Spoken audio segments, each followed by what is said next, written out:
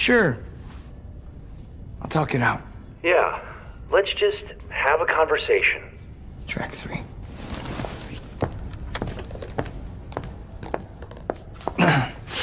Better not be fucking Dave Matthews Band. Okay.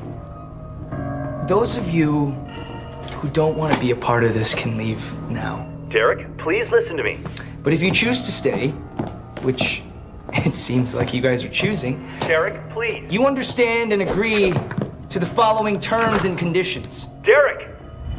1. Derek, this is the virus You talking. hereby waive your right Derek, please. to your own personal bodily integrity. This is not you. 2. I don't like you. Per the State versus Neville Reed, my colleague and I will not be held criminally liable for any felony or misdemeanor that you may be a victim of, including, but not limited to, aggravated assault, aggravated battery, disorderly conduct, destruction of property, mayhem, and first-degree murder. And 3, terms and conditions may change or be updated whenever the fuck I want! Consider yourselves notified.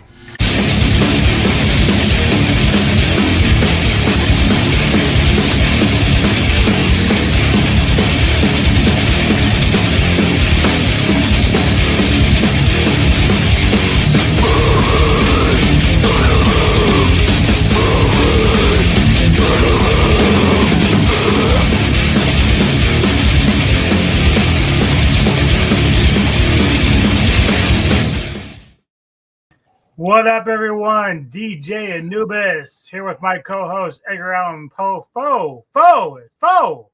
Today, I am a foe of stupidity in the gaming industry.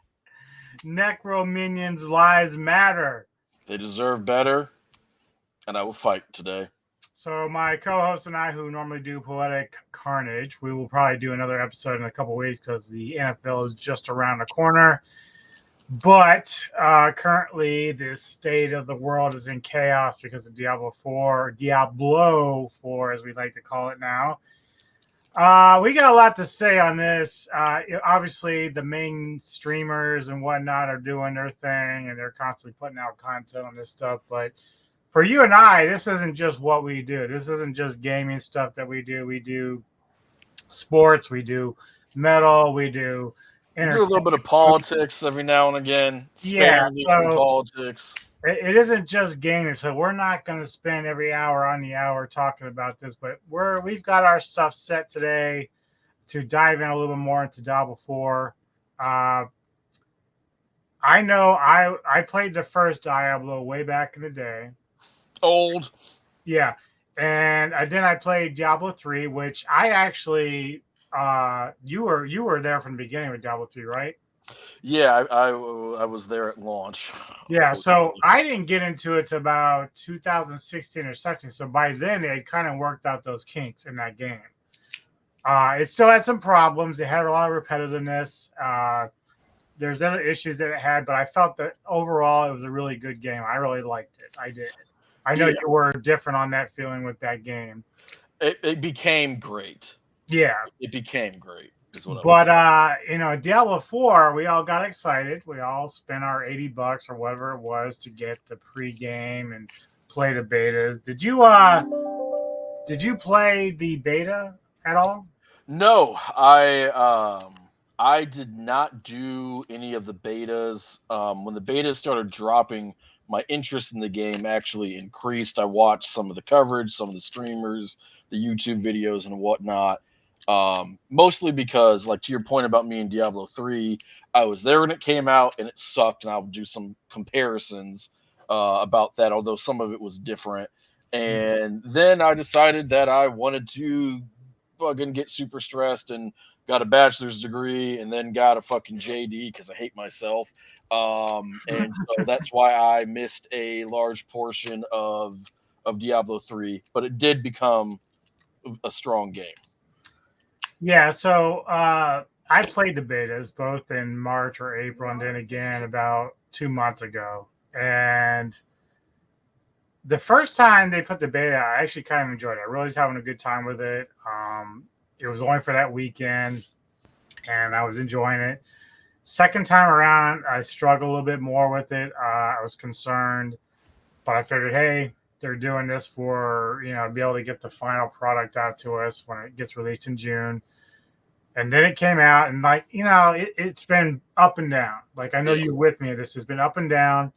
They're tweaking shit here and there and doing all this, but the latest patch 1.1 has like devastated so many.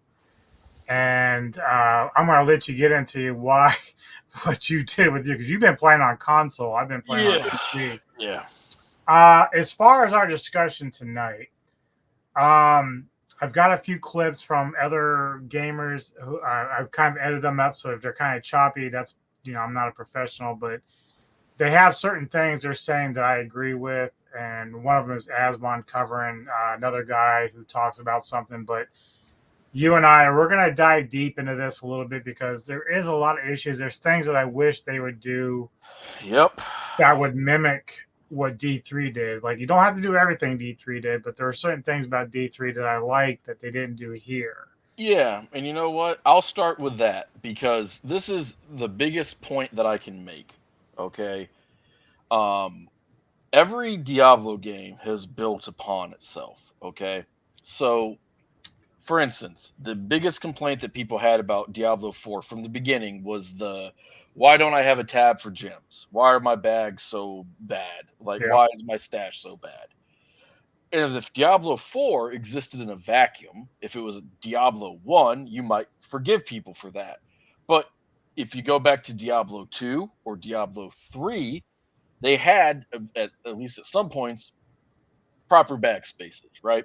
So it doesn't take rocket science to play an ARPG and go, well, people are picking up legendaries right, left, and center. And there's a million different builds, at least theoretically, and I'll get to that for like Necro and all that, how there isn't really or wasn't. Um, so maybe we should have a bunch of fucking bag space for them, especially because who cares if they stash a bunch of stuff? It doesn't impact the quality of the game or the competitiveness of the game or anything like that. And so, to what you alluded to, I uninstalled the game today, and it wasn't. And I don't say that to be like, oh, this is how mad I am, this is how upset I am, or anything. Yeah, I want to just state real quick before you finish. Despite our grievances, right? There's been a lot of talk from the simps and elitists out there that, oh, you just whine and go back and play D3. No.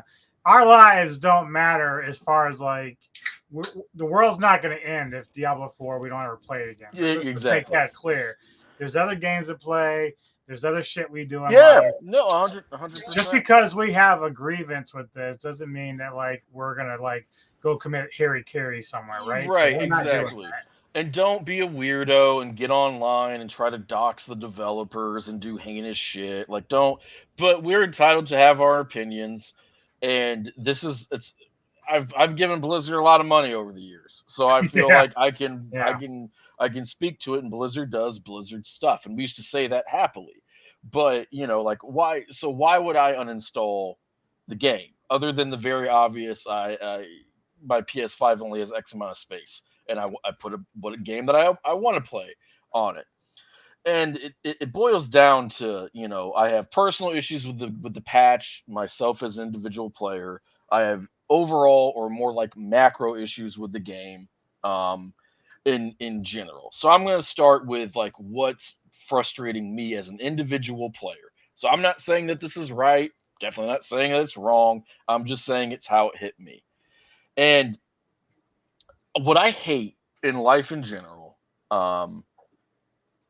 especially in video games when you're a billion-dollar company with all the resources in the world and all that stuff, is I hate when you have a problem and it's obvious and you do nothing to fix it. And so I'm a Necro player. I like the class lore. I like the concept. I like listening to music, like metal. I play fantasy games. I fucking write horror fiction for a living. I'm a professional dungeon master. Like, I'm a big old fucking nerd. So of course I like goddamn, that's right, proudly. I like necromancer stuff. Okay, I like that stuff. And so what if you're a necromancer player, the first thing that you think of is undead.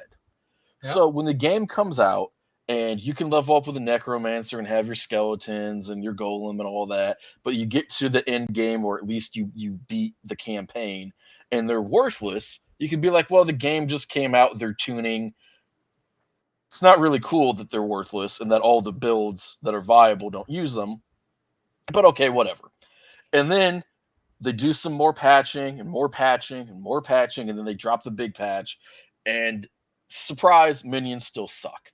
How bad do they suck? There is a minion build, okay? It exists almost satirically because you have to have one specific ring which doesn't have a great drop rate, and then the way that it works is when your minions are attacking and you're attacking, the ring procs. But it doesn't even proc off of them. I believe it procs off of you. So your minions are really just a gimmick for a necromancer. It'd be like if you had a ranger, um, and your bow was really a gimmick, right? And that wouldn't make any sense. Are you a Lord of the Rings fan? What if Legolas's bow wasn't predominantly killing things with arrows? What if he had to shoot an arrow so a magical effect would happen away from the arrow, and that's what was killing people? You would say, well, that's pretty fucking dumb. Much like how necromancers work in this game right now is pretty fucking dumb. Um, the minions themselves aren't even the focal point. It's that one item. Now, it's okay to have something work like that, like for a power build that unlocks something, but it shouldn't be like that for the focal point of one class's entire shtick. Okay? And to quote Asmongold, he made a little joke. It was pithy, but I thought it was actually pretty spot on. The way that necromancers play in Diablo 4 is they're not really necros, they're rangers. We're shooting bone, like the shotgun bone build or the blood lance build. You know, we're shooting projectiles constantly, or we're doing bone storm where projectiles are swirling around us. It has almost nothing to do with the undead. So after having 2 months and years of development to make this work, it really frustrated me that all necro players who wanted to play with the minion got was a shitty ring build, and then you can use curse, which does basic targeting, and then later on I believe they increased the aggro field somewhat for the minions. So just a bunch of shit that should have been there at the beginning and still isn't good enough. The second one, point, this is just for me personally, and I'm going to kick it over to you. I have two more points.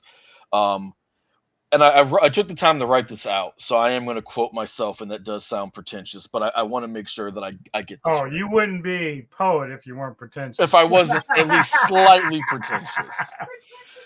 Slightly pretentious. With so many nerfs in general, it's hard for me to want to break off from Necromancer and try another class, even though I'm frustrated with the Necromancer class because it's not a real Necromancer class. Note, the main reason that I bought Diablo 4 was to play this game with my friends. And then I drew the short lot and I got stuck with you, but theoretically, you count.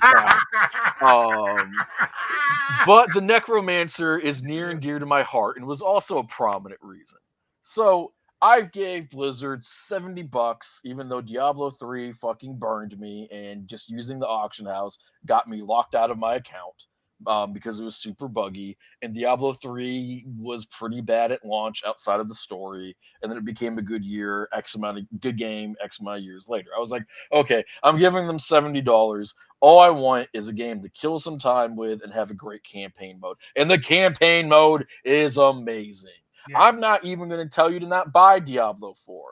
I'll tell you, if you're going to buy Diablo 4, you should buy it with the expectation of eventually Blizzard will fix it, because you can only have a broken game for so long before enough people leave. And the campaign mode is amazing. It tells a beautiful fucking story. Now you could watch In fact, all the I would add to that yeah. if you're a new player, don't do what I did and skip the campaign with your alts, because yes, you can jump to tier 3 or whatever and have the hell ties, but since they fucked all that up, play the campaign. Doesn't matter what character, play it. It's worth it. However, and we'll get to this later, it will now be harder because they did a overall experience fucking wipe. So that sucks. And this is my last point for why I uninstalled just individually. Okay, I like the faster gameplay. Mm-hmm. Okay, ARPG games, They're not an MMO in a traditional sense. They're not a first-person shooter. They have their own type of pacing, okay? And so when I say fast gameplay, people might be like, "Well, what, you just want to level up quickly?" Yes, I do. Because you hit level 50 and then level 51 to 100, it's basically just gravy. You're just getting uh different affixes, different things to level up, not just your level, all that stuff. And you go higher and higher and higher, see how high you can go. But the power level between a level 90 character and a level 100 character might be massive because it's 10 levels, but it doesn't matter because at level 90, you're a god and you probably have most of the gear that you want anyway. That's why Right. I used to say all the time, hey, my Necro on the Eternal server, he's going to hit level 100 one day almost accidentally because I'm going to keep playing him, but I'm not trying to get him to level 100. So when you slow down the gameplay from an experience level and then you make everything harder across the board and then you make everybody weaker, the OP classes or builds probably can still function even though they're not as fun to play. The people who aren't playing the OP classes or have the OP builds or are playing them but they don't have everything that they need get punished, and then everybody else gets punished. Yep. So that's what I talk about with the gameplay, because what Blizzard basically said, actually, that I could put that here, or I could put that in my overall and issues with the game, not just personal issues. But so I'll save that little bit for later. But I will tell you that you have people who are logging on today who are like, I'm in Nightmare 50 and it was difficult, but I can do Nightmare 50. And then I log on a week later because I'm like, woo, new season. Maybe I'll do the seasonal pass. I want to play my Eternal character a little bit more. And then all of a sudden, they're getting murdered in that tier 50. I'm a sorcerer, and and my class basically doesn't function anymore. I'm from Nightmare 50 down to Nightmare 25. Like there are Well, they're people. already talking about with the season kicking off that It's the so bad. things they changed It's has so affected the bad. Eternal realm. So And like, and there are a lot of people saying that, hey man, they're doing it so people will go to the battle pass, and there's some battle passes that you can buy, or it's the 80-20 split thing, right? Like 80% of your revenue will come from 20% of your player base. So the people who are going to stick around, it doesn't matter if you only have a small amount of people who will stick around, they'll be the ones who give you money. Like all these different like conspiracy theories. Now, I don't know if that's well, true it's or not. not. I don't. Yeah, like I have a video later that we're gonna go through where very cool guy. He goes through and he could say it's a conspiracy theory, but he's not really that far out there. And Is I he the think guy with the hat with the thick accent? yes, Yeah, no, and see, I had these thoughts yesterday when I was sitting here writing out this crap, because this is, and people might go, "Oh, really? That's weird." But ladies and gentlemen, keep this in mind. I've played WoW. I don't say this proudly. I've played WoW since vanilla, so I am very used to the fuckery that Blizzard has become.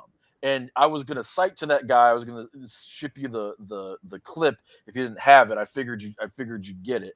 But here's the thing. Okay, that guy's a smart guy, and what he's saying makes a lot of sense. So I don't know if it's right or not. But what I'm saying is when you fuck up your game so bad that people don't have to take a lot of, I would say, like leaps of logic to try to figure out why you're doing what it is that you're doing, because what you're doing doesn't make sense otherwise, you have fucked up. So as a player, the Necro is a bust. They've continued to not fucking fix it. So I feel like, hey, maybe I'll install this game when they fix Necro. Okay. So I'm not even throwing like oh, they ruined my favorite game and all that stuff. I'm just saying I'm not going to play a game that I think sucks or doesn't interest me, even if I see merit in it. I don't even feel like going to play another class, because like the other class I was interested in was Barbarian. They've nerfed Barbarian a lot. Some of that was warranted very early on. The numbers are crazy. well, I play mainly a Sork, and they didn't do us any favors. No, So. they fucked you. You were super duper OP at the beginning, and then they kept fucking you. But I just don't have any faith that they're not going to keep fucking you. And this is the last thing that I'll just kind of throw out there. The Eternal realm and the Game Pass realm should be different things. So by the Eternal realm, if they didn't have any of those nerfs there, but they put those nerfs there on the pass realm, because they're saying, well, look, we're giving you such crazy shit that we have to nerf it. Otherwise, even though you're broken, it'd be too broken. And that the mere reason why they're treating these servers like they're basically one is kind of why a lot of people have those conspiracy theories. Now, I'll tell you this: I don't actually think that they're trying to do that. I even saw a video just before here, and I can't remember the guy's name. I'm gonna look it up while you go, so I can give him proper credit. But he was talking about some of the stuff like that, and trying to get people, like trying to like kill the Eternal servers and all that stuff, yada yada yada. He had a good video on it. I just think it's incompetence, because I've seen Blizzard, shit the bed so many times. Yeah. I think that it's just incompetence. Now, to be fair, maybe they're just so incompetent that they're trying to penny pinch and get all the money out of people. So maybe it's a little bit of both. You're But right. I'm gonna listen to you while I go through my YouTube watch history real quick. But I So am listening. yeah, there's quite a few streamers out there outside of one guy who's like a simp and a cuck who I won't mention, but right now most streamers are like not very happy with the changes in the patch. They're not like us, are not like jumping off the bridge, but they're just expressing their distaste for what's going on right now, and they're just as confused and frustrated as we are. And some guys are holding back on what they're really feeling about it, but you and I, we aren't going to do that. We're going to give you straight what it is, how we feel about it, whether or not we look like we're unhinged or not. I don't give a shit. But I have a clip here of Asmon actually reacting to another streamer who right now his channel goes by DM Diablo 4, but I think his name's Paul. He's kind of new to the streamer circuit, but he's really gained a lot of traction. He's actually done very well, and I'm happy for him. Very smart guy, has a lot of good insight on the games, and I'll be interested in what he does in the future with other games. But right now, Oh, is he the guy from Alaska? I don't know. He's got long red Red hair. hair, yeah. No, Yep. I've seen him. He popped up on my YouTube feed after Asmon sent him the computer and Yes, and, he and said. stuff like I'm like that. Asmon. Send me Yeah, a the computer. computer. Yeah, Asmon, pay off my student loans too, Asmon, Yeah. please. But I'm yeah, just a poet. it's only about I edited it out a little bit. It's like about 7 minutes, but I took parts that I thought were pertinent to the discussion of what we're having and what he feels about what's going on. So we're gonna watch this real quick. All the Diablo 4 players. Live again this morning, and I thought, yep, still hate it. So that's what we're going to talk about today. I want to address the first things, which is that there is hidden nerfs in the patch as well. There are things within the patch that are very bugged and very nerfed. I will give you one such example right now. Helltides are fixed. I have 2 more skill points than normal. You know why? What? Because this move right here in Perfectly Balanced is now bugged, and it is a 1 out of 3. I have no idea why. It's just no. They really fucked it right up, huh? They really goofed it around. No longer accepts 3 skill points. Well, I think it's pretty fair, though, right? I mean, it's a little bit poetic that the talent that's called imperfectly balanced doesn't work. That has been already confirmed as a bug. Cinders seem to be dropping way less. This is also confirmed as it's a bug they fixed.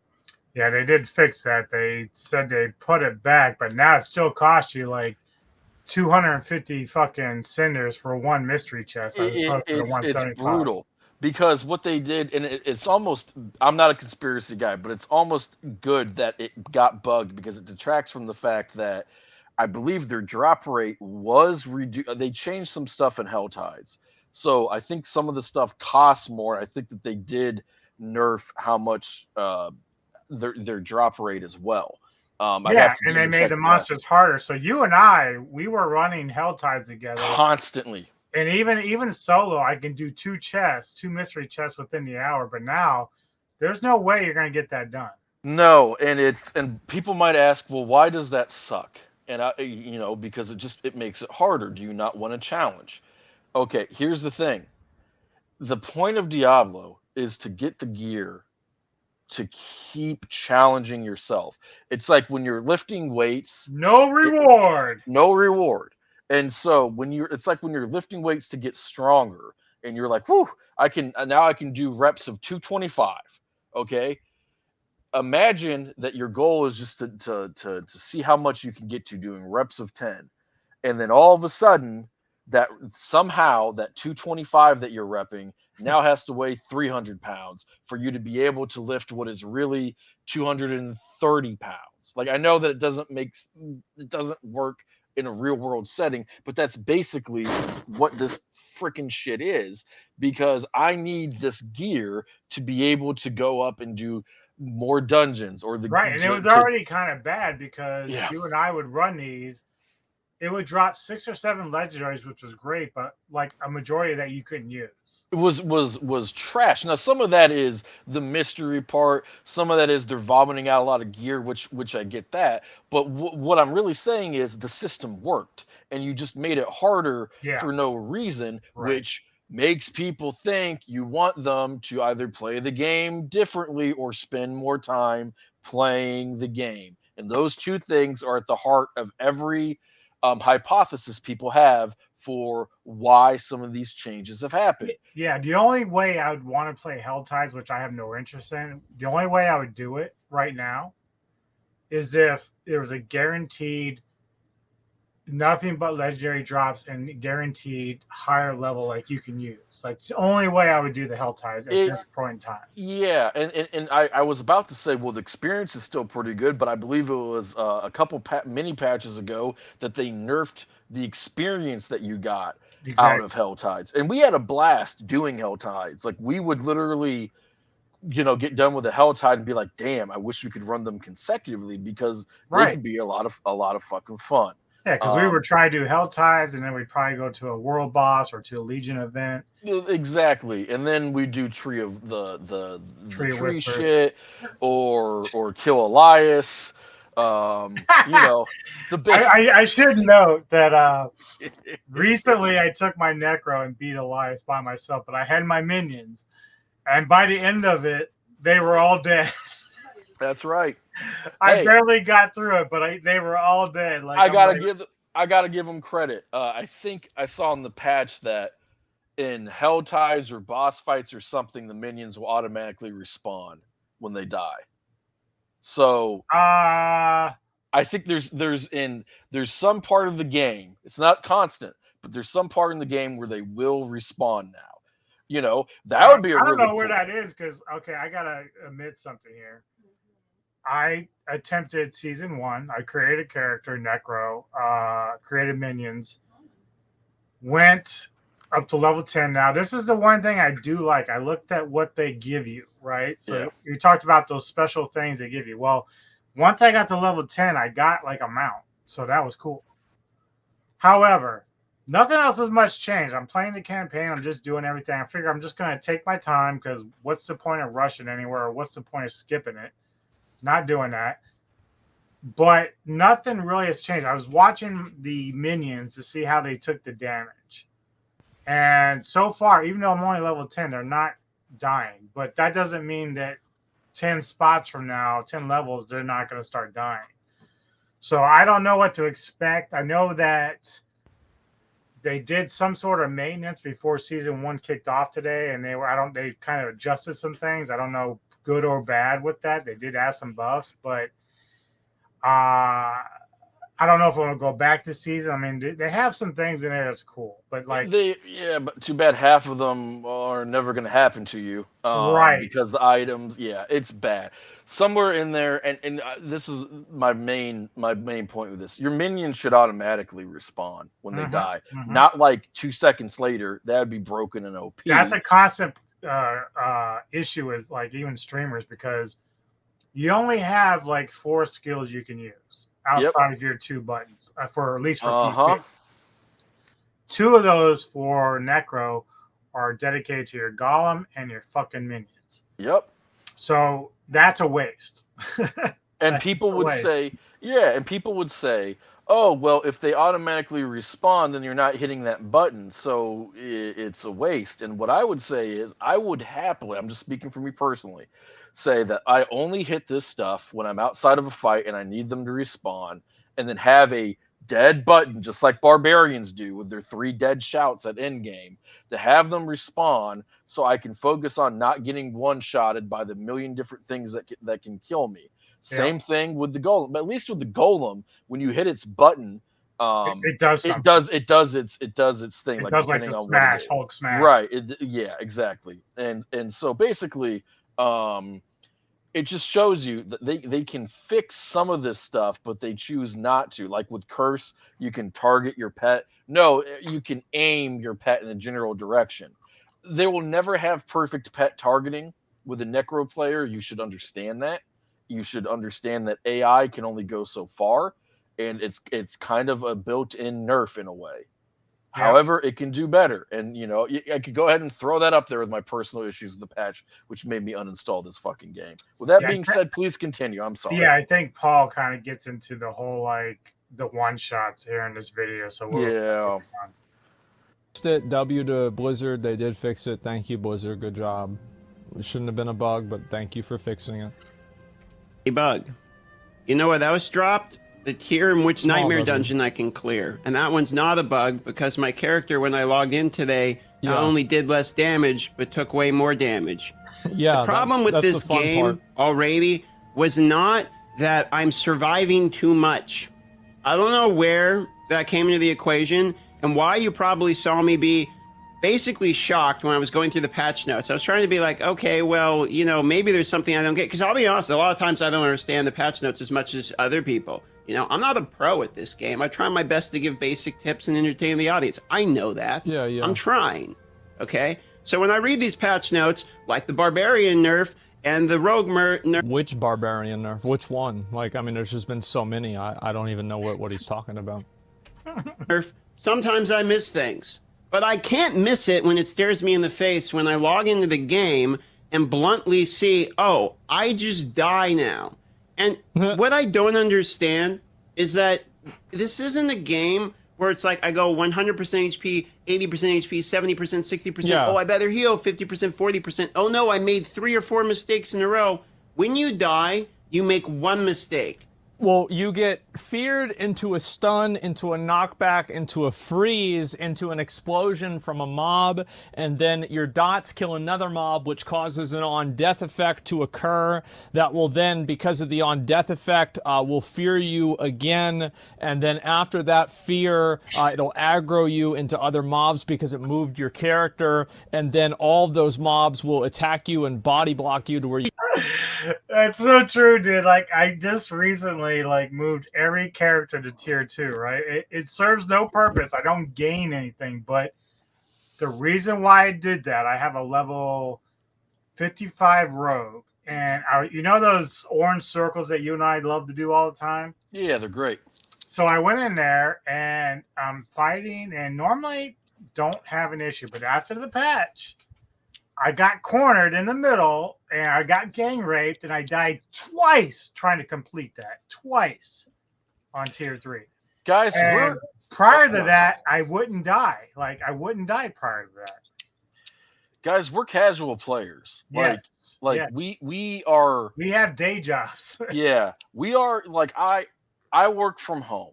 Okay, so I'm more often than not sitting my fat ass in front of this laptop that I'm yelling at you through. Okay, so I am more plugged into this than a lot of people. Right? It'll pop up in my YouTube feed.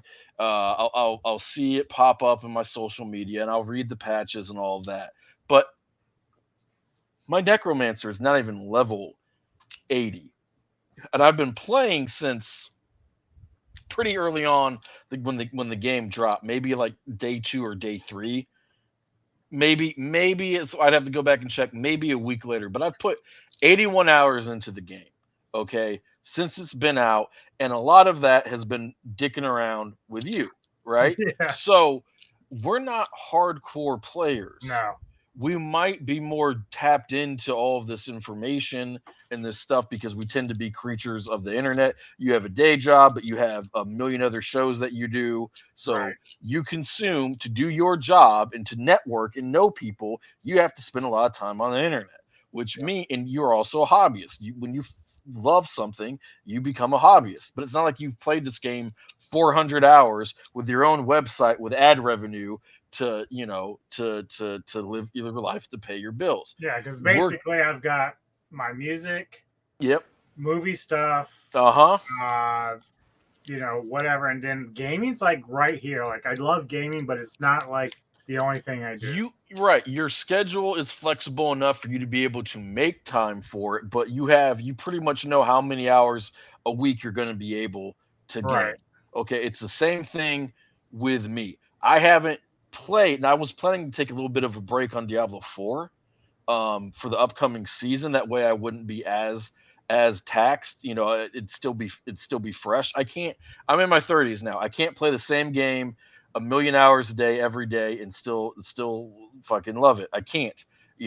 I have my work, and then I have my family responsibilities and all of that stuff, and plus it just gets tiring for me. Yeah. But we are the casual players, and he talks about how this game, and he's always said this game is for casual players. And the casual players are going to log on now and go, why am I getting my ass beat? Why is this creature that I used to just set toast? this record straight. This is not a casual fan game. It's not. It used to be. A patch ago it was. The casuals loved it. First beta, it was casual because, yes, you can go in, play nicely, have fun with it. And then they just started tweaking and nerfing and fucking everything up. And it's a nightmare. And see, before this patch, I still would have said, yeah, I think it is a casual. Game, because quite frankly, you can play the game, you can level up, you can get really high level and just do cursory looks at your gear. I don't think it is, only because people are getting frustrated with the experience and leveling. So no one likes to grind. Like for me as a casual fan, I lose interest if I have to bang my head against my wall here. Well, that's fair. But they've only been recently nerfed leveling, obviously with this patch where they just took the gun and gave it the old Yeller treatment. So that was a good one. that was a good one, Blizzard. Way to go. And then they did a couple of weeks ago increase the experience when we were playing. You're going like, how'd you gain so many levels so quickly? And I was like, well, I got power leveled for a few of them, but I've been leveling up with the buffed leveling. And you're like, oh, okay. And I was in my 70s or my late 60s. I can't remember which. So I guess we could argue it a little bit, but my point is that ultimately, with the way that the game is now, when you log on and you go like, I'm a barbarian player and I spin around and I kill things and woo, I'm having fun, I'm drinking my beer, I'm playing Diablo 4. I sort of know what my fixes do. I sort of know what all my stuff does. I know what my main stats are, yada yada yada. Maybe I looked at a guide or two. And now you're going to run in something that you used to butcher or maybe had a little bit of difficulty with it, just rams its fist inside of you and uses you as a puppet. That's not a casual game. That is no longer a game that you can even remotely argue is for casuals. Yeah. And the bitch of all of this is that Blizzard makes games for casuals. Wow, at the height of its popularity, even though there's all kinds of rating and in-game content, the vast majority of the players were casual players. They might have done heroics. If you don't know what that is, it's a mini dungeon. It doesn't matter. It's a very casual, easy thing to do. That's how they make their money. And it boggles my mind when we're sitting here and we're watching this guy. And this guy is painfully optimistic, but he's a positive person. So I'm not taking a shot at him. That's just his worldview. That's just his outlook. So it's pretty damning when a guy who is, again, he truly is an optimistic person, just goes, I don't fucking know. Sorry, wish I could tell you something. Right. I don't fucking know. So just, it was a casual. Let's check out some more of his content. Cheesy thing, or if it doesn't have the time to re-level for every single season. So whenever the game is rebalanced for seasonal mechanics, and you have a massive population of people that are sitting on the Eternal Realms that don't have the different mechanics from the seasonal realms that are going to augment their damage and their character to where it is operating and playing in Blizzard's intended way, then everybody on the seasonal realms, it's like basically it's like they They cut off one of your arms, and they say, it's okay, we're going to give you a new arm whenever you go into the season. But for all the people that aren't going into the season, they're sitting around with one fucking arm. They're like, well, what the hell am I supposed to do now? Yeah. And that's what happened.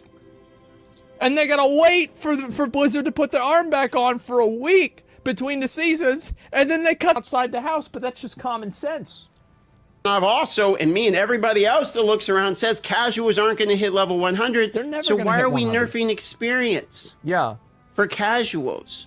Pause it there, would you? It should be noted that my Sorcerer is at 72, my Necro's at 70, and I have no interest in pushing them any further. None. You don't need to, because you don't. You would not need to. At a certain point, it's diminishing returns.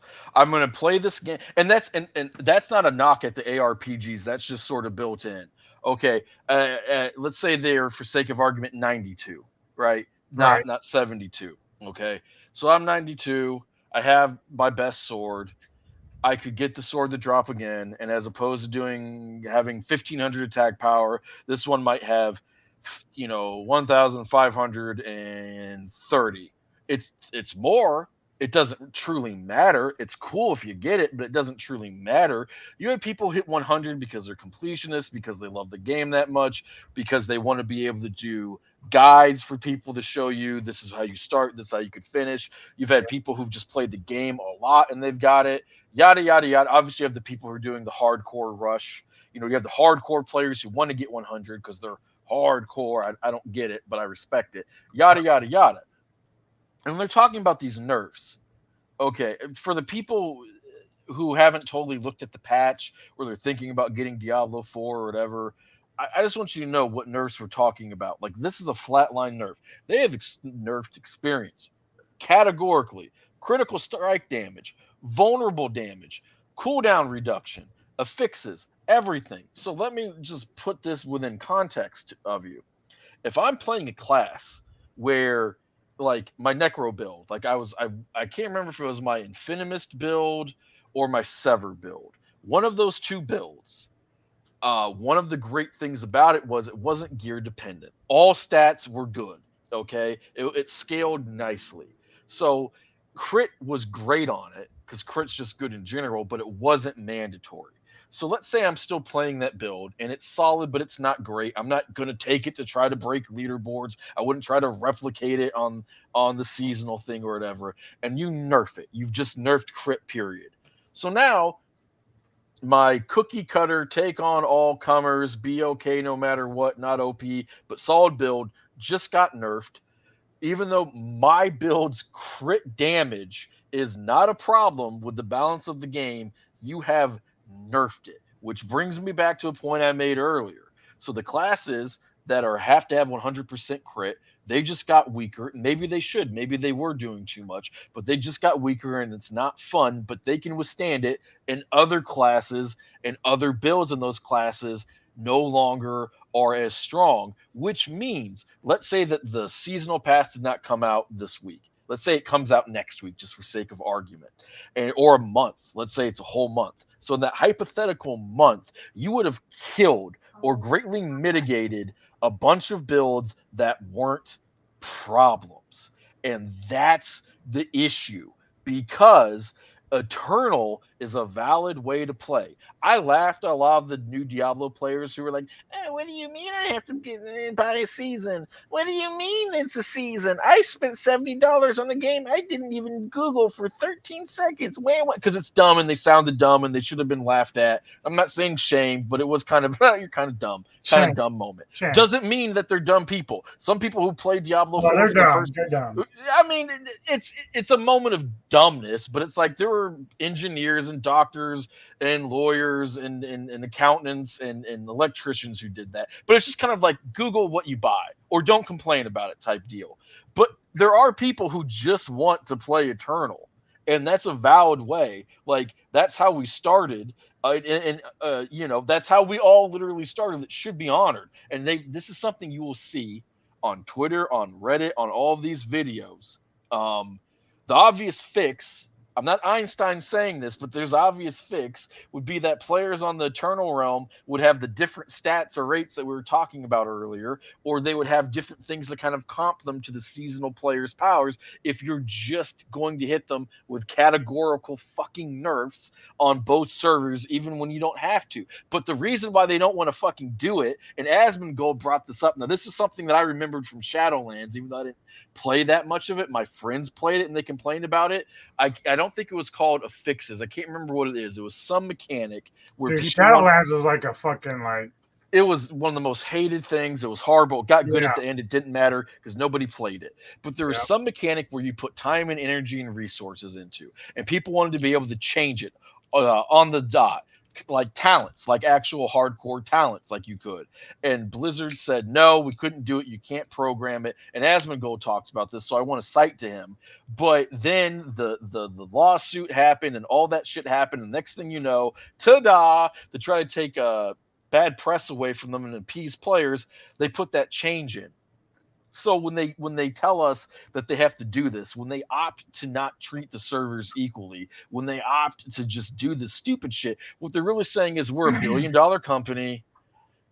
We have all the resources in the world to do this, and I mean that quite literally, but we're not going to fucking do it. Now, when Asmongold said it, he said it smarter. He's more of a gamer than I am, but all this stuff cascades together off of the basic point of where they take all these changes, all these nerfs, and then you go the next step and the next step and the next step, and it functions in how everything is played because you've given everything the same fucking nerf. And it just, that's the point when that was starting to dawn on me. That's when I was like, you know what? I'm sure in 1 to 5 years, Diablo 4 will be dope. That's their track record with Blizzard games the past 15 years. I don't think they I'll can come wait back that to long it. anymore, though. But They'll put out an expansion and make it dope. That's what they did with Reaper of Souls. Yeah, well, Reaper is great. Yeah, Reaper was everyone loves it. And why is the experience that is now it's way harder to get less experience? They up the risk, but didn't up the reward in the same quantity. So that part has been frustrating for me the longer I've thought about it as well. Of course it is. I mean, it's awful. I mean, that's the way that this shit is, though. I'm gonna be honest, right? Somebody goes, this is another person that's trying to defend their purchase. You're getting paid in clout to be negative.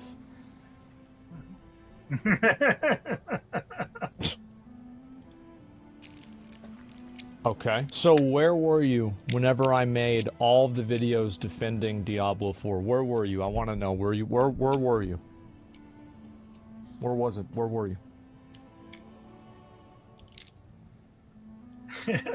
I'm just curious because I've defended this game in a tremendous way, in massive ways. He just pulls up their name. Whenever Paul was talking about the seasonal issue, and I took his side, even though it was the unpopular opinion. When you've done nothing but pick it apart. I understand you might not be very familiar with my content. You might have just followed me a couple of months ago, but I've been defending Diablo 4 a lot. I've defended Diablo 4 a ton, and I want you to do something.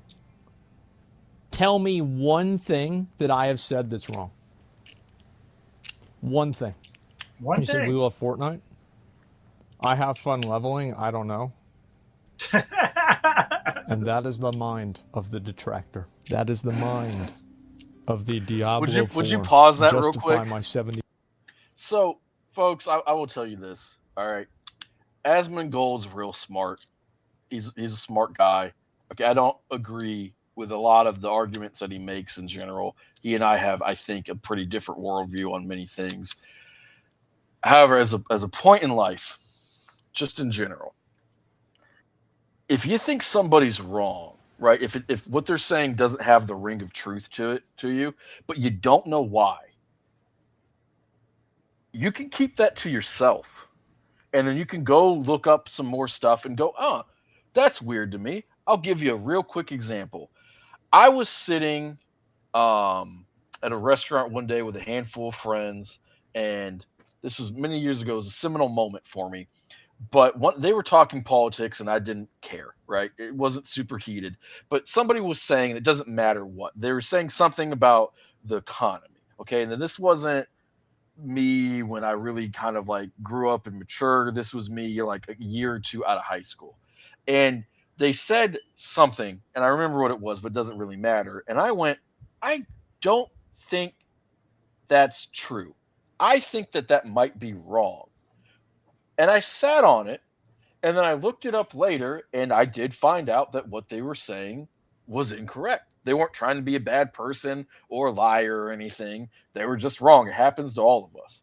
So take that lesson, which I think is pretty applicable in life, and then imagine going online and know that Asmongold likes to fuck with people, and one of the reasons people watch him so much is that he will make time to argue with you.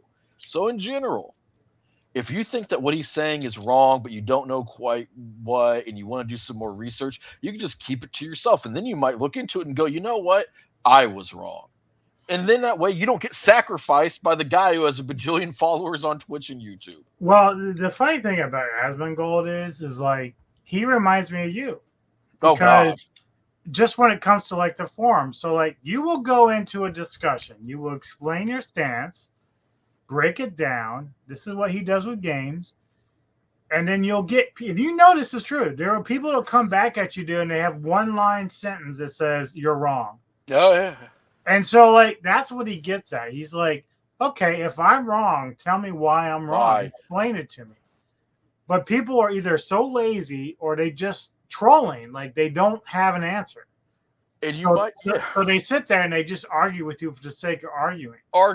And you know what? Twitch is and YouTube chat's a horrible venue to argue. There's like character limits. You can't do a lot with paragraph spacing and making your argument more readable, yada, yada, yada. And I get all of that, but I've also seen him respond to chat and be like, yeah, that's not a bad point, but I still think it's wrong, whatever. He's not always super pissy. But I am just saying that for, what's this guy's name? Snow Nuff. I mean, you got dunked on the internet. It's okay. It all happens. I had an NFL player dunk on me on Twitter once. I had to take it on the fucking chin. It happens. It happens.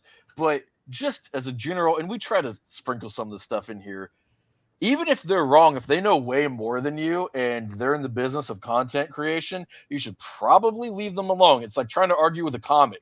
They might say something about politics or the real world that's completely not true, but it doesn't matter because it's a fucking joke. So don't heckle them. Right. And they might take what you're saying as a rebuttal and then really kind of unfairly frame it, but it doesn't fucking matter because they're a goddamn comic. It's the same fucking thing here. Just leave these people alone. Don't get sacrificed. And the thing is, Snownuff might be a really good player, and this is what we got to earlier. We're the casual players.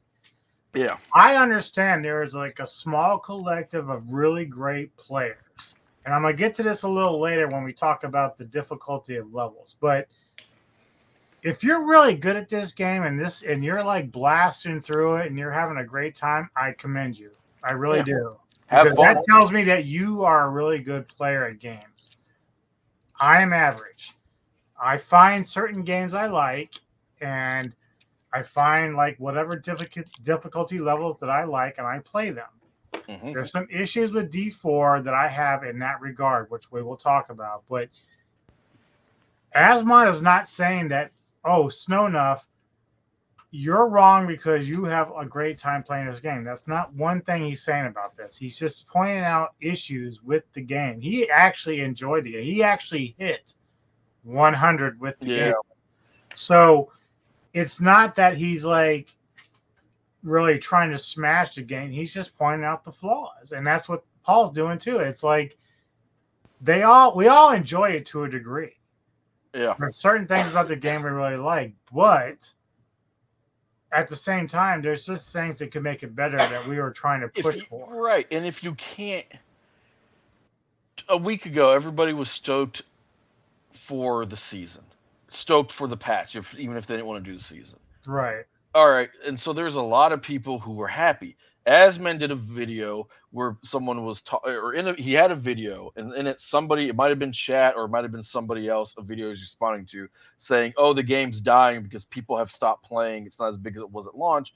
And he went to Steam and he started pulling out like comp it to this game, this game, this game. No, this is about where it is, and it's how ARPGs work. And this is exactly what he said. You'll play the season or the thing, and you'll go to a different game because it's done. And that's when it kind of like, when he's like, "Oh, I'm not max level, but it doesn't matter because I only getting 30 more points or attack power on my already OP sword doesn't fucking matter. It doesn't matter if I'm 97 or 95 or 100. There's a certain point where it's like you are a god tier, and now if you're just playing, it's because you really like it. You've unlocked your goal or whatever." Right. Okay, now take that logic the next step forward. If the game that you would play like that because it's a dope game no longer is a dope game, and you want it to be a dope game, you're probably gonna fucking complain about it. I'll take it another step forward. I literally outside about 2 hours ago. I hated it. I hate the fucking sun, right? And I asked my neighbor, "Hey man, yeah, exactly. Fuck, I'm a creature of the night. I goddamn hate it." But my dog needs to fucking piss and shit, and I prefer that she not do that in the house, which whatevs. I was talking with my neighbor. I was like, "Hey man, I've recently moved here. Nice guy." I was like, "Hey, have you do you play any games?" And he said, "Yeah, Diablo 4." And we started talking about the patch, and he's like, "Hey, I haven't had a chance to get on, but I'm in a clan, and my buddies are talking about how the game sucks, and they're really frustrated with it now." These are just meat and potato players. I'm not saying that they're not good. I'm not saying that some of them aren't hardcore, but I'm just saying that these are, my neighbor is a working man. He works real hard for his fucking family. So it's not like these are people who are necessarily playing this game 24 fucking 7. But even those players think that these changes suck because, hey, I'm playing Well, this and that's the 24/7. thing. Like, Everybody thinks it sucks. I'm finding that as I peruse YouTube and the internet, that the small minority think that these are all great things. And it's almost like, do you know what it's like when, say, I remember when I first discovered Appetite for Destruction by Guns N' Roses. They had not yet broken big at that point. Like, I bought it in the store, played it a lot, I shared it with some friends, they fell in love with it, and then like about 2 months later, they became a really big thing. And at that point, when it became a big thing, I just kind of started losing interest in it. Because now it wasn't like so personal to me. It wasn't like just for me. Mm-hmm. And now everybody knew about them. And so Diablo 4 kind of, the elitists and the simps and the cucks, they all act the same way. It's kind of like, oh, we like this game, but we don't want everyone else to like it. We want you guys to hate it, so it's just for us. There are people who are just, they're going to be positive about the game no matter what. And then you have the elitists are going to fall into two camps. Some of them are going to be like, I really like this game and these changes are horrible and stupid and I am mad. Right. And they will be out there. And then some of them are like, well, because there are people who are the opposite of what Asmongold's being accused of here. And we're not trying to simp for Asmongold, but other Paul, the other guys, where it's like, well, I'm a streamer and I stream this and I'm doing well, my channel's doing well, and I'm still enjoying it, or like whatever. So how bad could it be? And here's the deal. It's just common sense. If you just love ARPGs, like if that's your shit, and if it would take so much for them to make a game that you hated or change the game to make you really hate it, then I'm happy for you. I'm happy that you're playing the game and you're having fun. It doesn't detract from what they're saying. And yeah, I know there's another side of the coin where there are people who are jumping up and down and screaming, like they love to build something up just so they can tear it down. You see that in sports all the time. They'll pick a player who's kind of like a scrappy guy who has a good story, he has a great year, and they can never replicate it. And they go, see, I told you he was overrated. There are people, and those people suck too. So we're not, right. but it is from a place of logic. And like, look, we're on here. We try to be entertaining to our viewers. We try to have fun, but we're not ripping our fucking clothes off and throwing the laptops around either. Yeah, it's like once this video is done, we just go about our I'm business. just gonna play Final Fantasy 16. I'm See, gonna I go haven't back got to there yet. I know people like it a lot, and it's I'm a big but in that community, there's a lot of people who are like, it's not a real Final Fantasy game. It's ah. whatever. And some of the people make real arguments, and it's just not their cup of tea, and that's fine because I can look at what they're saying, and some of them are just acting like you rolled up into their house and you shit on their dog and you banged their wife and you drank all their beer and you fucking booby trapped their floor with Legos. You know what I mean? It's like, bro, it's not. It's just pixels. At the end of the game, is just at the end of the day, it's just pixels.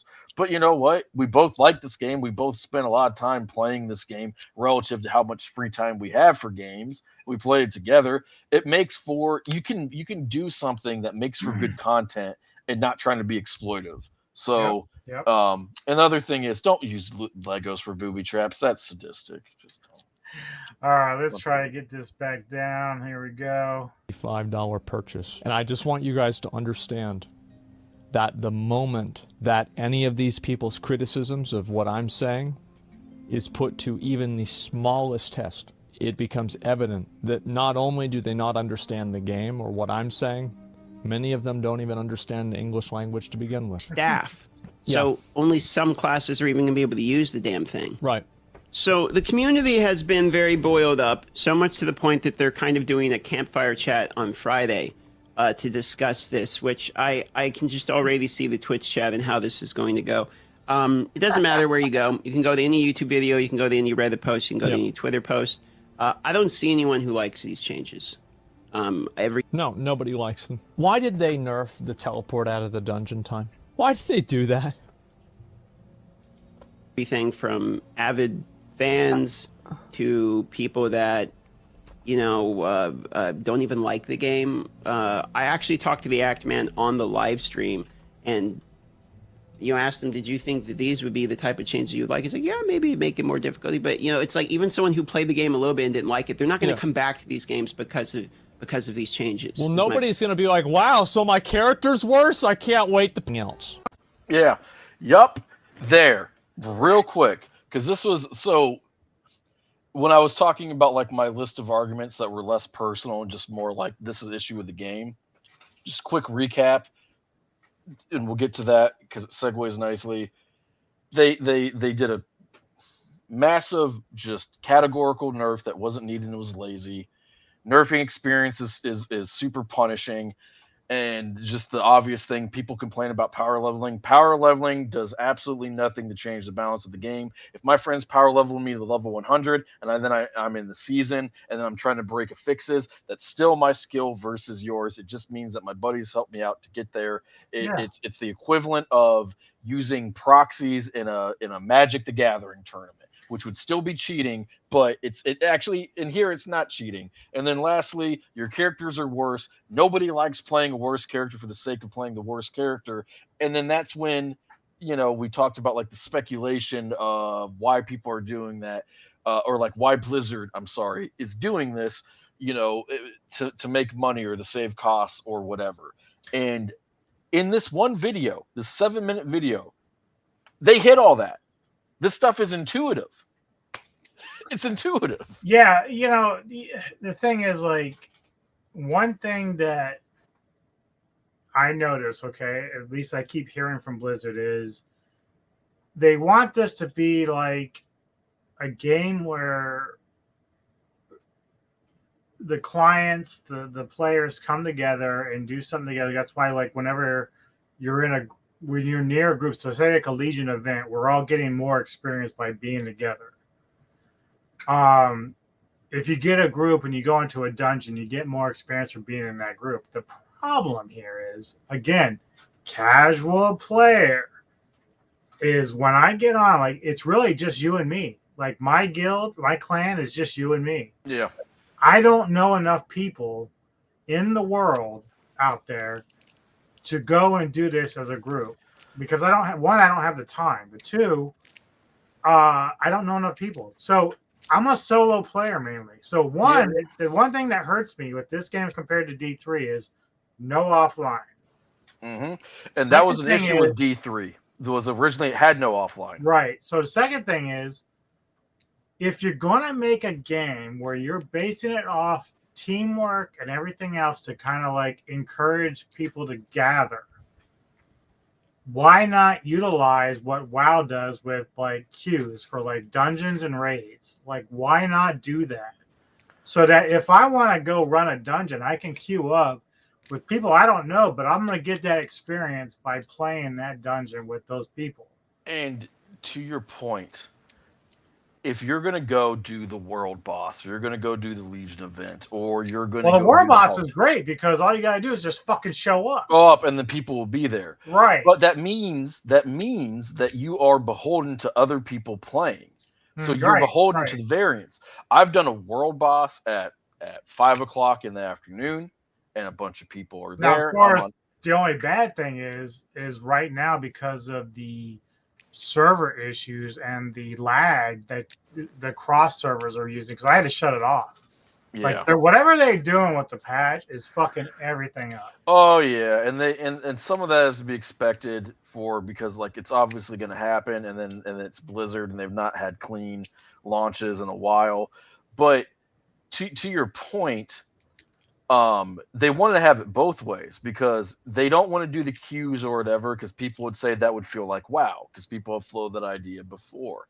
But then when you say there's no offline mode and you have to play with more people to get more experience, then you're beholden to, are you going to run around and try to play with people and see if you can get into a clan? Keep in mind, a big chunk of the people who play this game, or like me, they play it on console. I don't know if you know what it looks like trying to type a message on console. No.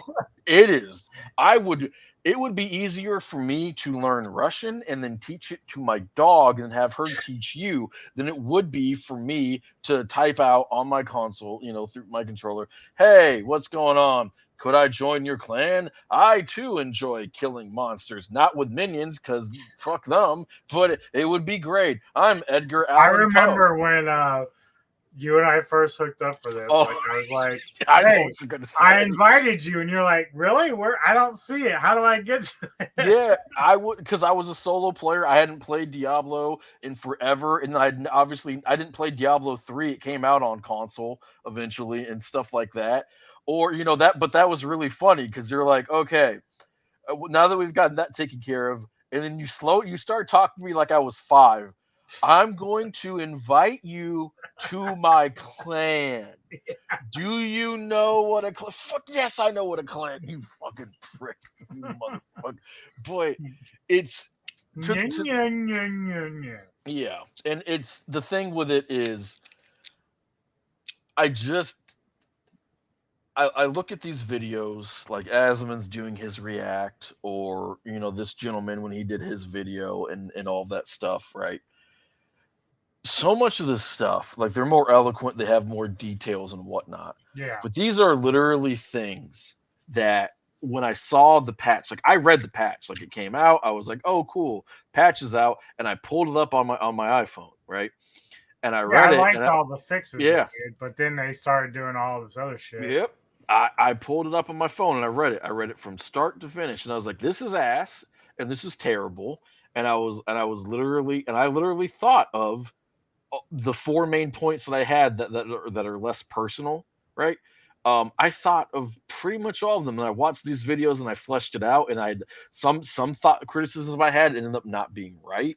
I thought at one point, because it was a long patch, I didn't remember everything.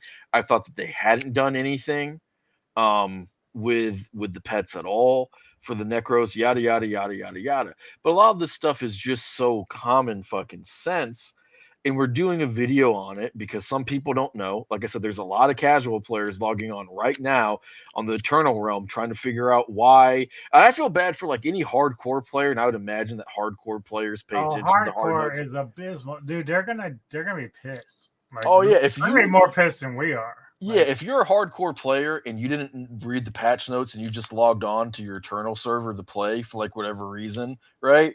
And you running that nightmare 50, that tier 50, that tier 75 that you can barely do, and then you just get one shot, you're going to have a real sad time. Those players tend to be like legitimately hardcore though, so I'm sure that like 99% of them know what's up. But if I had a hardcore character, there's no way I'd be logging on right now until like I see. I wouldn't even attempt it. Like I'd never even thought about it prior to this, but now I'd be like, "Fuck you, dude! I'm not doing this." I'd be dead after 2 levels. Yeah, man, and it's and shout out to these guys doing these videos, and like we cite to them, we give them, we attribute them, properly in the chat. Oh shit, I posted it in the private chat. God damn it. No, it's okay.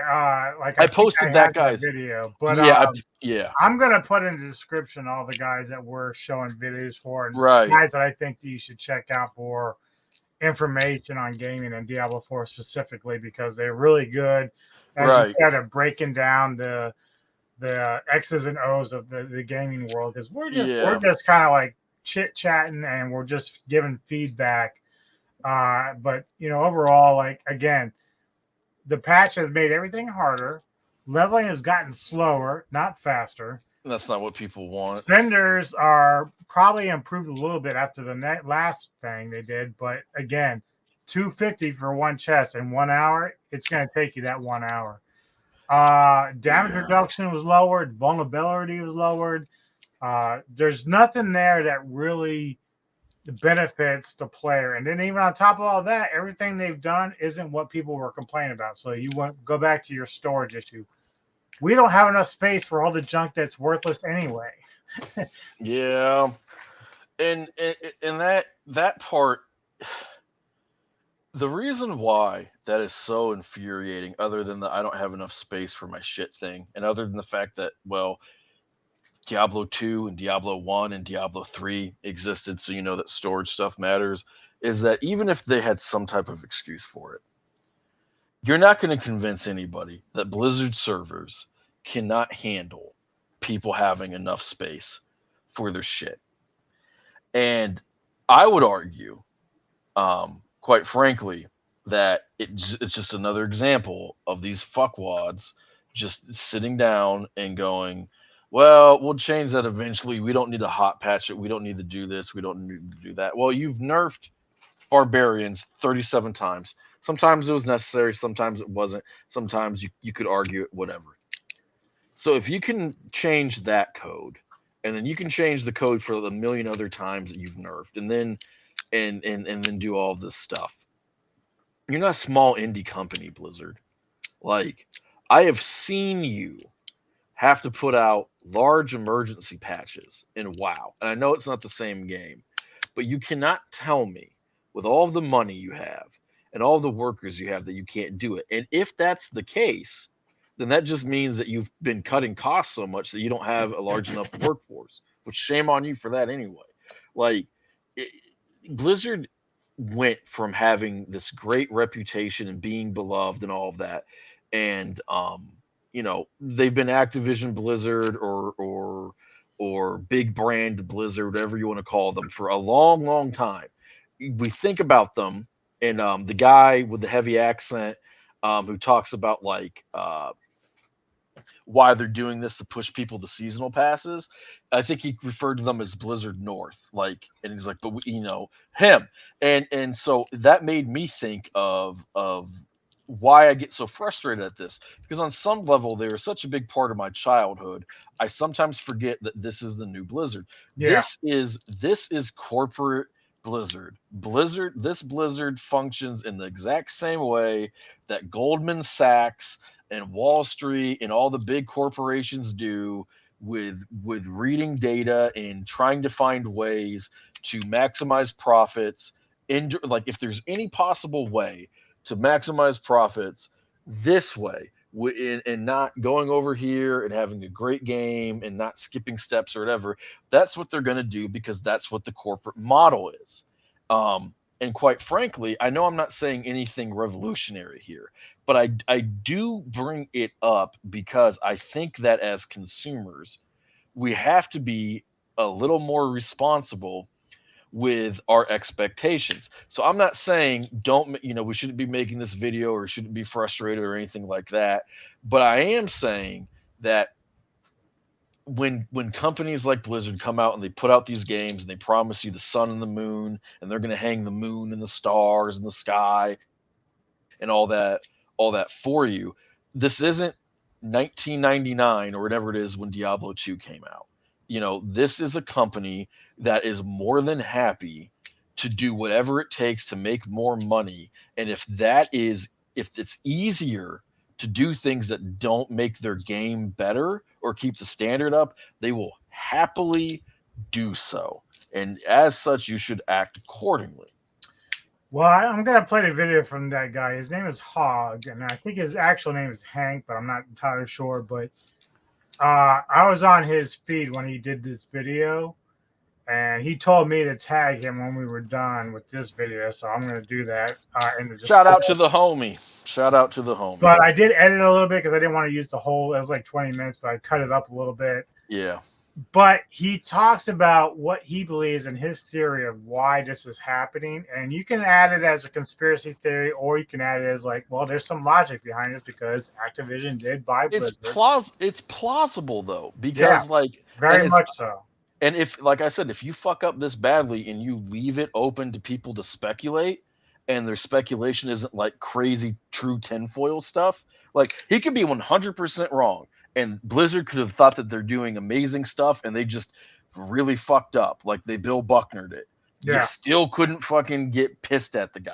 Right. And, So let's check out his video. I don't think it's quite as long as the other one, but he makes a lot of great points and interesting thoughts behind it. So let's check him out. And sinker, it is necessary to the core of a game to keep the game balanced. I understand that. I acknowledge that. I accept that. Move on. Number 2, I understand a lot of y'all are still having fun with the game. That is fantastic, y'all. You should be having fun with the game.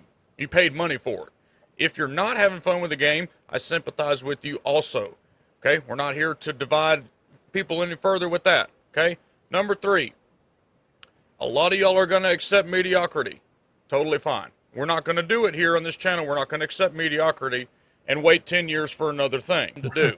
Right. I firmly believe that if they had their way, we'd have a fun game. But they're limited by Captain Malignant Tunnel and his bosses, okay, into making a cash grab monetization game. So you saw what they did with Diablo Immortal, and that didn't fly. So now Seasons in this modern state, and don't come in the comments and say, well, Hank, Seasons have been around in Diablo for 20 years. I get that. I already addressed that. I'm talking about today, Diablo 4. I'm not talking about Diablo 3, Diablo 2, Diablo 2 Resurrected, Diablo 1, Diablo Immortal. I'm talking about Diablo 4.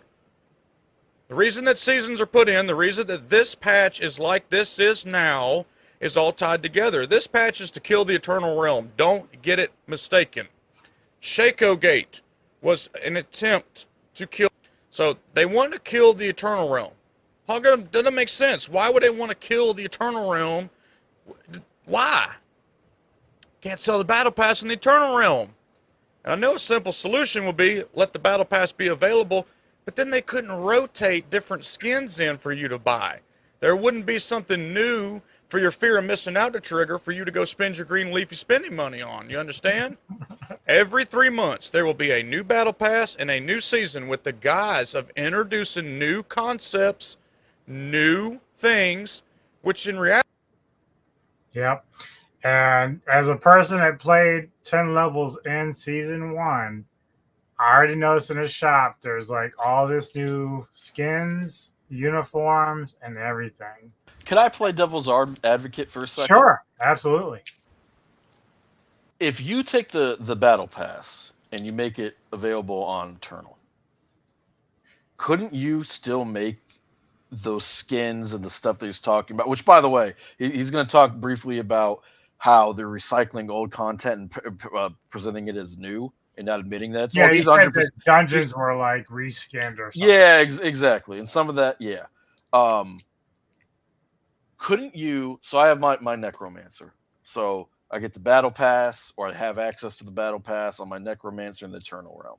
And so for 3 months, the season is, this one's called something Malignant, right?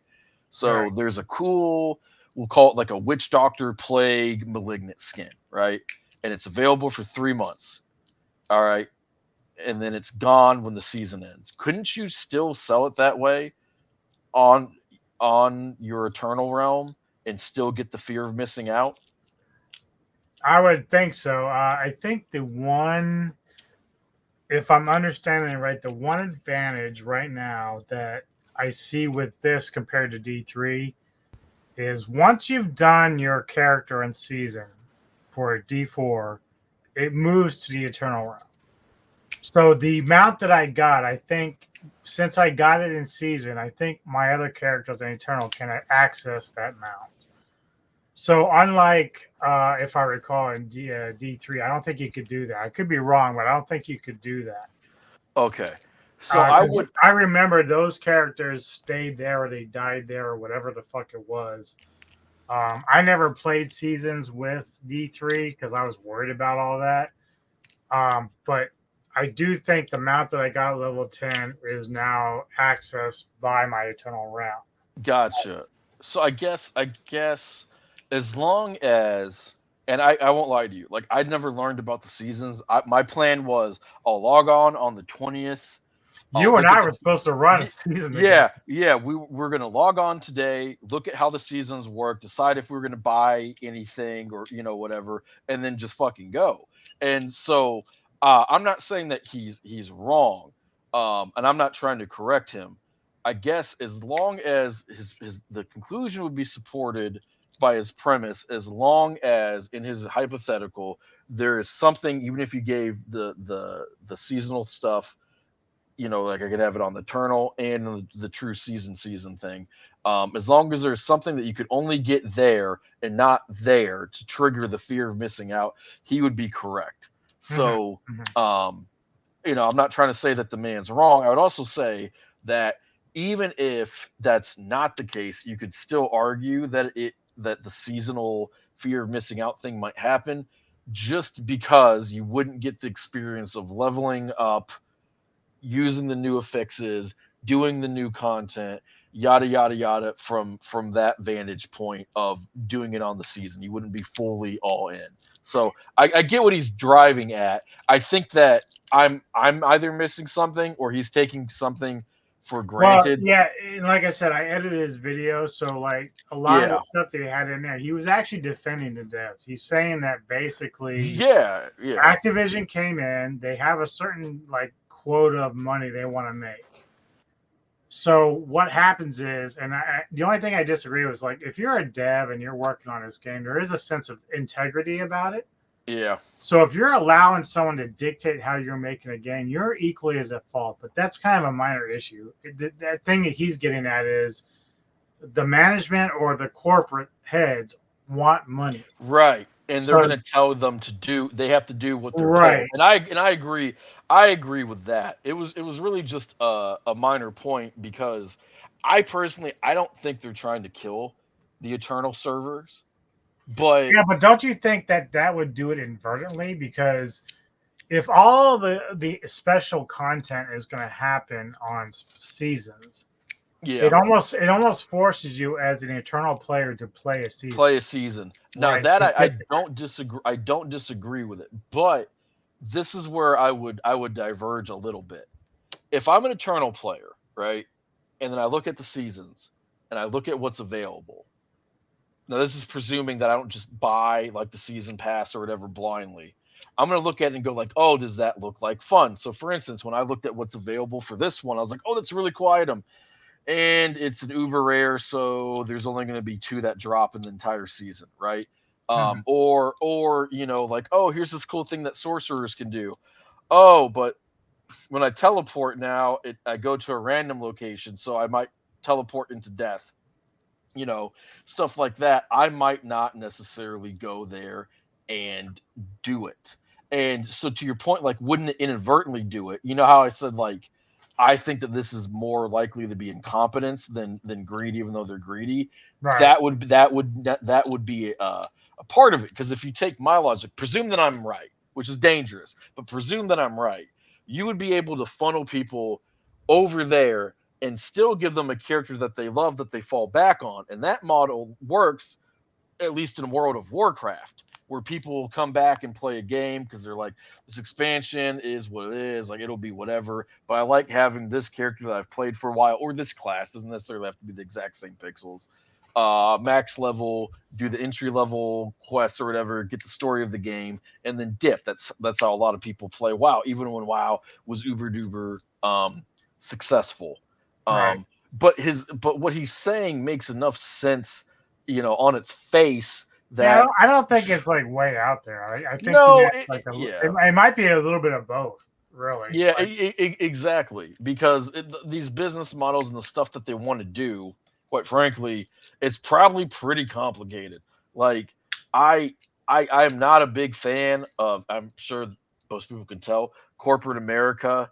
That probably radiates out of me, but they make the money that they do, and while they oftentimes do it in a stupid way, um, they don't oftentimes have the luxury of long term looking at like what Diablo 2 was so beautiful and so great because they built it for long term success with the expansions and the offline right. and the story and yada yada yada, and then they got bought up.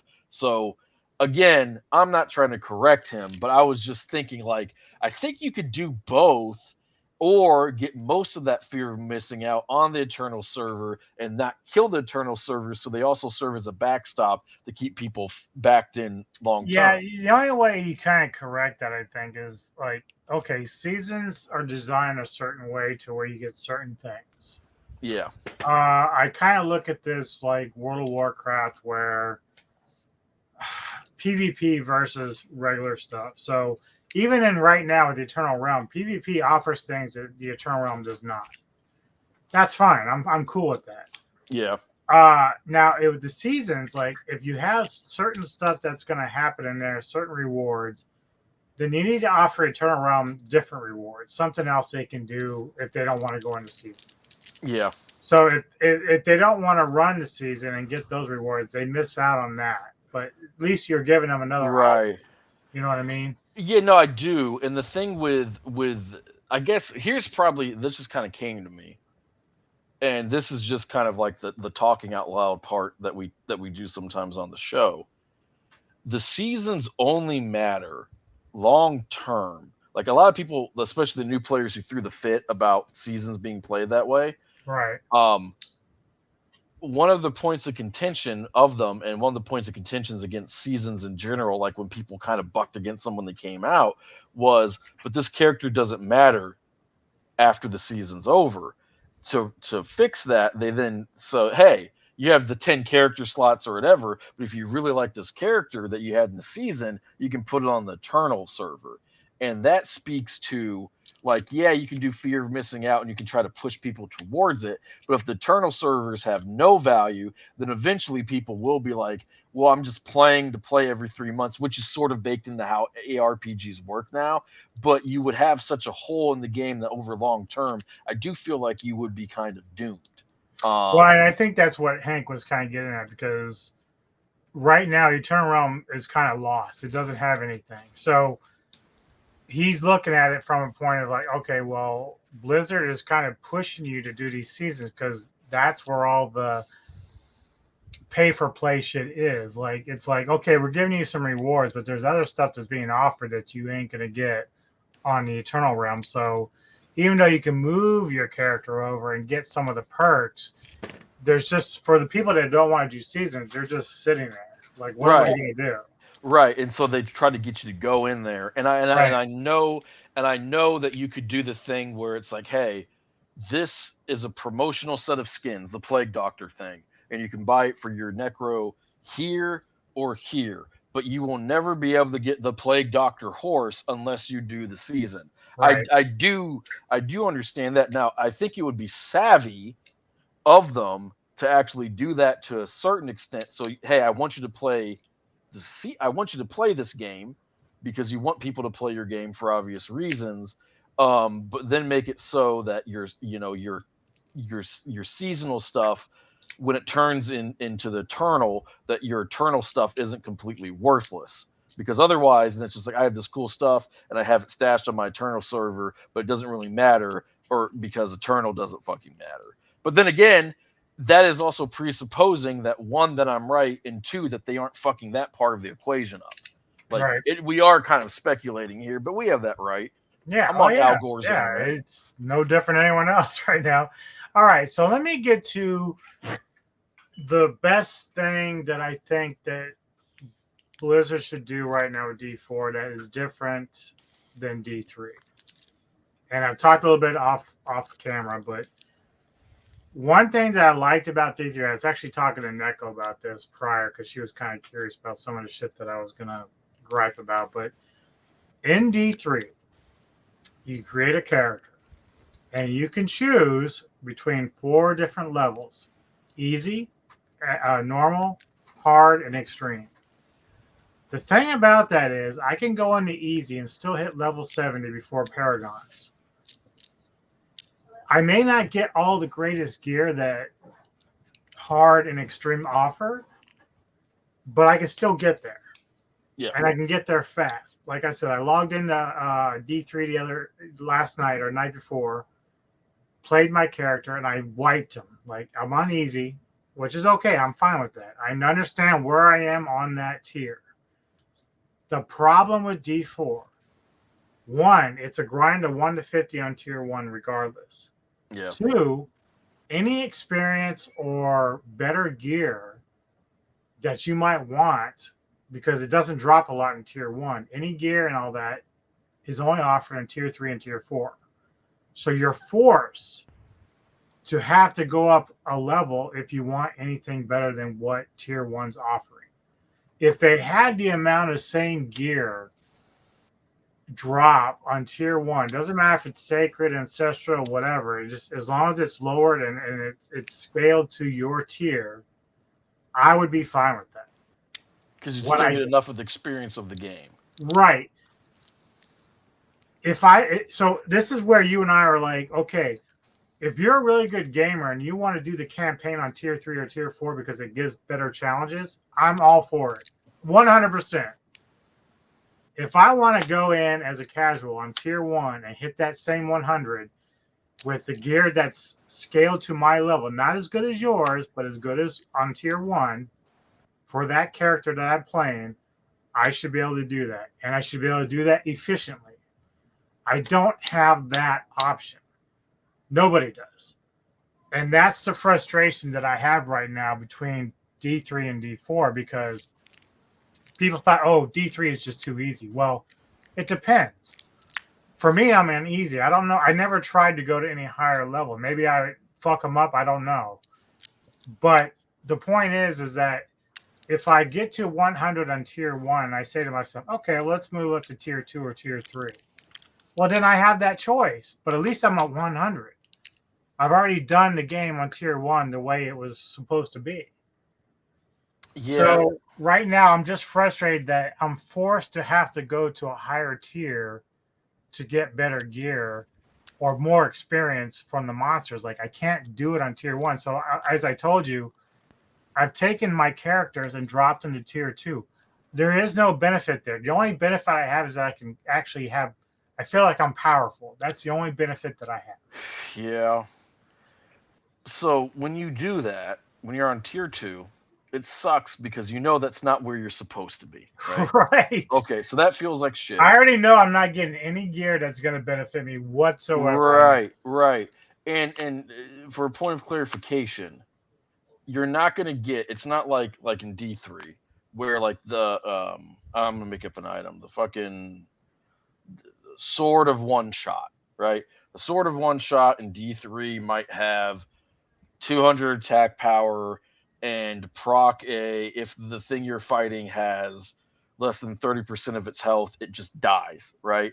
And then it's like, and on the second level, it might be 33%. And then on the third level, it might be 40%. And then 50%. Like, that item's insane. They'd never make it, but you know what I'm getting at, right? Whereas in this game, that can only drop at the highest of high levels, right? So you're like, I can't even get that experience. It's kind of like how, like, I play Final Fantasy 16. I have shitty fucking arthritic hands. I'm not great at video games to begin with. So when I fired it up and it was like, what level of difficulty do you want? Do you want hard or do you want story? I hit story so fast because I'm still getting the same game. Right. So I might be in D3. I might be like, okay, yeah, this is like the baby version of what the sword would really look like if I was playing this game for real. But I still get the basic experience of it. And I do get that. I think what Blizzard would say, or what a lot of people would say, is, well, people are saying that Diablo 4 was easy. Well, after these nerfs and everybody having to go down the different content, I don't necessarily know how great of an argument that would be. It's will not change. a very good one because the people that say this game is easy are those professional gamers or the guys that spend 18 hours in hours. There's a lot of the sweaty guys. There's also a lot of guys who don't want to admit how hard they're working to do it. They want to sound cool. I agree with all. It also just comes down to like, what do you think is hard? And if your idea of a hard video game is Dark Souls, then you compare Diablo 4 to it, then no, it's not, because Dark Souls was literally made to that's make why you cut your balls off. It's too subjective. I do not begrudge anybody who wants challenges. I do not. Yeah. But make the campaign available on each tier so that for those that are really fucking good, which I envy them. Yeah. But make it so they can go to tier 3 or tier 4 and say, okay, I'm just going to do the campaign on this level so I get the better shit. Yeah. I'm fucking fine with that, dude, because if I get to 100 on tier 1, I'm satisfied as a casual player. Yeah. I just am. I don't want to step on your toes as an elitist or, the great gamer, but I want something for myself. I don't want to have to go through the fucking grind and the nightmare and the taking it out of my head. And I think the next response would be, well, you did, because you beat the game 1 through 50. You beat the game. Well, yeah, but I mean, like that wasn't that fun, right?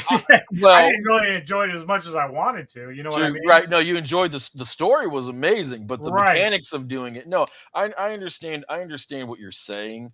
I'm just trying to represent what the arguments would. No, and it's fair because that's what they would be saying. That's what they would be saying. I think the reality of the situation is this isn't WoW. Right, like you go to do mythic raiding in WoW. You can either do it, or you learn how to be able to do it, or you can't. And that's not what the ARPGs are necessarily about. Like if you go like to seasons and the tides and all that stuff, right? And like the leaderboards and all of that stuff. Quick thing. Yeah. So going back to the whole like group versus solo, right? So I still play WoW. I've been playing since 2007. I don't have enough time as a casual player to go and fucking jump into raids. Even though I like their queue system, I can do it if I wanted to. I'm busy doing like story stuff, all the other shit that WoW offers, right? The only time I do like all these raids and the massive dungeons and stuff is when I'm like 2 levels or 10 or 20 levels higher than the dungeons.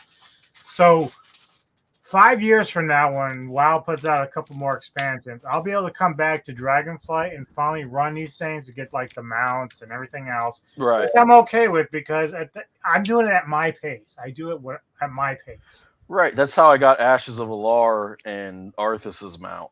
I was not soloing that stuff during Ice Crown. Right. I was not.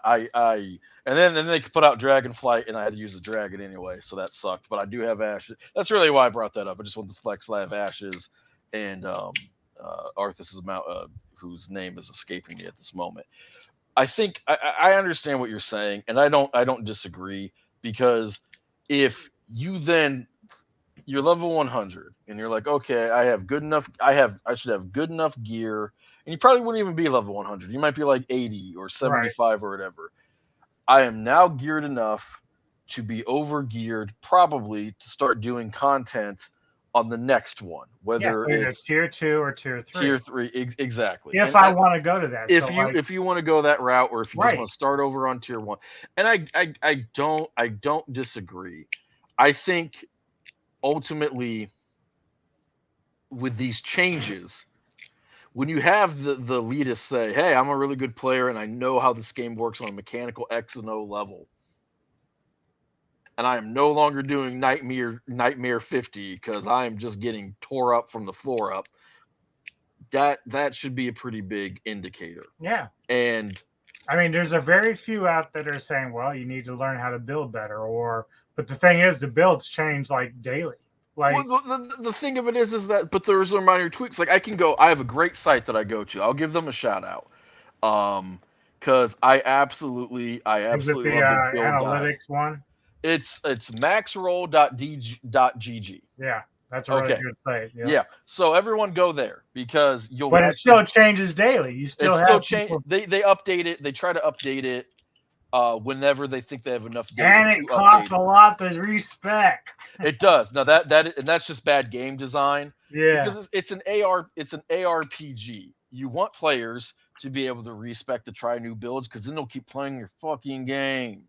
But so I'll go to that site and then I'll go, let's see, I'm there right now and I'll be like, boom, let me see this, build guides and necromancer end game.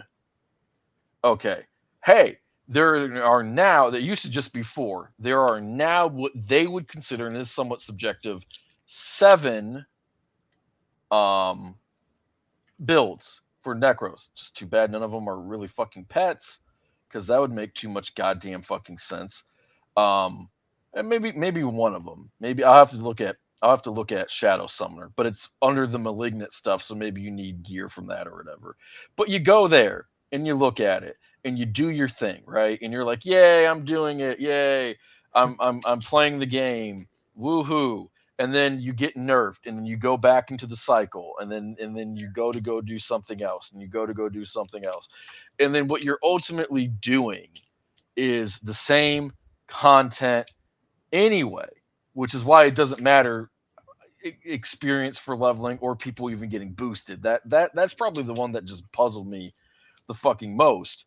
But you're trying to do that. So even if you're doing it on a lower level, you could be like, hey, look, I was last playing the Infinimist one, where like you build up your cooldowns, you cut down your cooldown, so you always have the bloody mist trail thing going. You're doing damage, and you're not necessarily taking a lot of damage. You can have bone storm up at the same time too.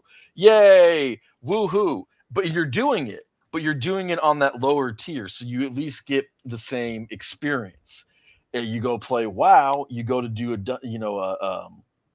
a raid, like the current raid, whatever it is in Dragonflight. There's the raid finder experience, which pretty much anybody can do. There's the normal one, whether you do it on 10 or 25 or flex or whatever, and then heroic and then mythic or whatever. And a lot of people somewhere in there, after anyone can do raid finder, but after raid finder, people will hit their cap. Like they'll see how far they can go. And a lot of people are good with that. That's not the reason why WoW is struggling and dying. And it is dying. But that's a different rant. But it takes me to the merged point I had between personal issues and my overall issue is that right now, with how the game is, you're kind of getting the WoW experience where like you start off kind of OP in the early levels, like 2 or 3 abilities, and you're just killing stuff. But you get weaker as the game goes on, and that weaker and the game being harder are different things, right? The game can be harder. The monsters might have more abilities. You might need to know more stuff or whatever, but you're weaker now, much like you are in WoW when you're like a level 20 mage. I'll use the example. Because it's like I used to need 3 frostbolts to kill something and maybe a cone of cold. Now I need 7 frostbolts, a cone of cold, and ice lance or like whatever the fuck it is. So it gets to the point where like you look at the scaling and you're like, wow, I am now so much weaker than what it is that I'm fighting. People like to get stronger. It doesn't mean you should one shot everything, but players want to feel stronger. They want a challenge, but they want to feel like all their abilities are cool, that they themselves are more powerful, yada yada yada. And that issue gets exacerbated if you are a solo player, because then if you're solo, you have to handle, by definition, everything basically by yourself. And if you don't have the fucking guns to do it, you don't have the ammo to do it, then you don't. And that's the other thing too, because again, I'm a solo player mainly. So I have no offline option. Nope. So it's just so much going on with this game that didn't really learn its lessons from D3. I'm surprised they're still struggling with it. I'm not, because they had so much turnover, and it's Blizzard. Like, they are a stubborn company. And, this is what they would say to you. Don't scream at me. I'm just telling you what they would say to you as a solo player. Well, you're a solo player, so work hard, level up slowly, gear up slowly, and then you'll get to the point where you can start doing tier 4 solo dungeons, and you'll get your gear that way, because all those players have the best gear and they're solo players. And you would be like, but I'm a solo player, so doing all of that would take an inordinate amount of time compared to everybody else. Well, right now, if I'm gonna do solo shit, like I said, I started playing this season, right? Yeah. I just started doing side quests and everything else. Like, I wasn't even worried about skipping the campaign, but I'm like, the reality is this is going to take me like 5 years to reach 100. Yeah. And most players, oh, go ahead. Sorry. No, I'm just saying that, like, that's the thing. Like, nobody wants to take that long to get to that point. Like, no. I know I don't want to rush through it, but I want it to be adequate.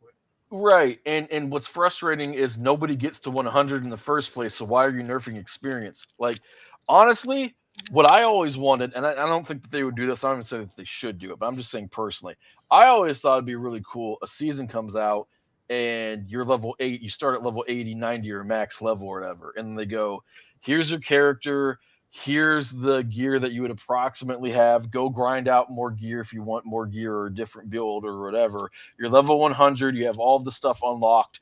Go see how high you can do. Let's have a real challenge. All things being equal, how high, how far can you get starting at 100 at the start of the season?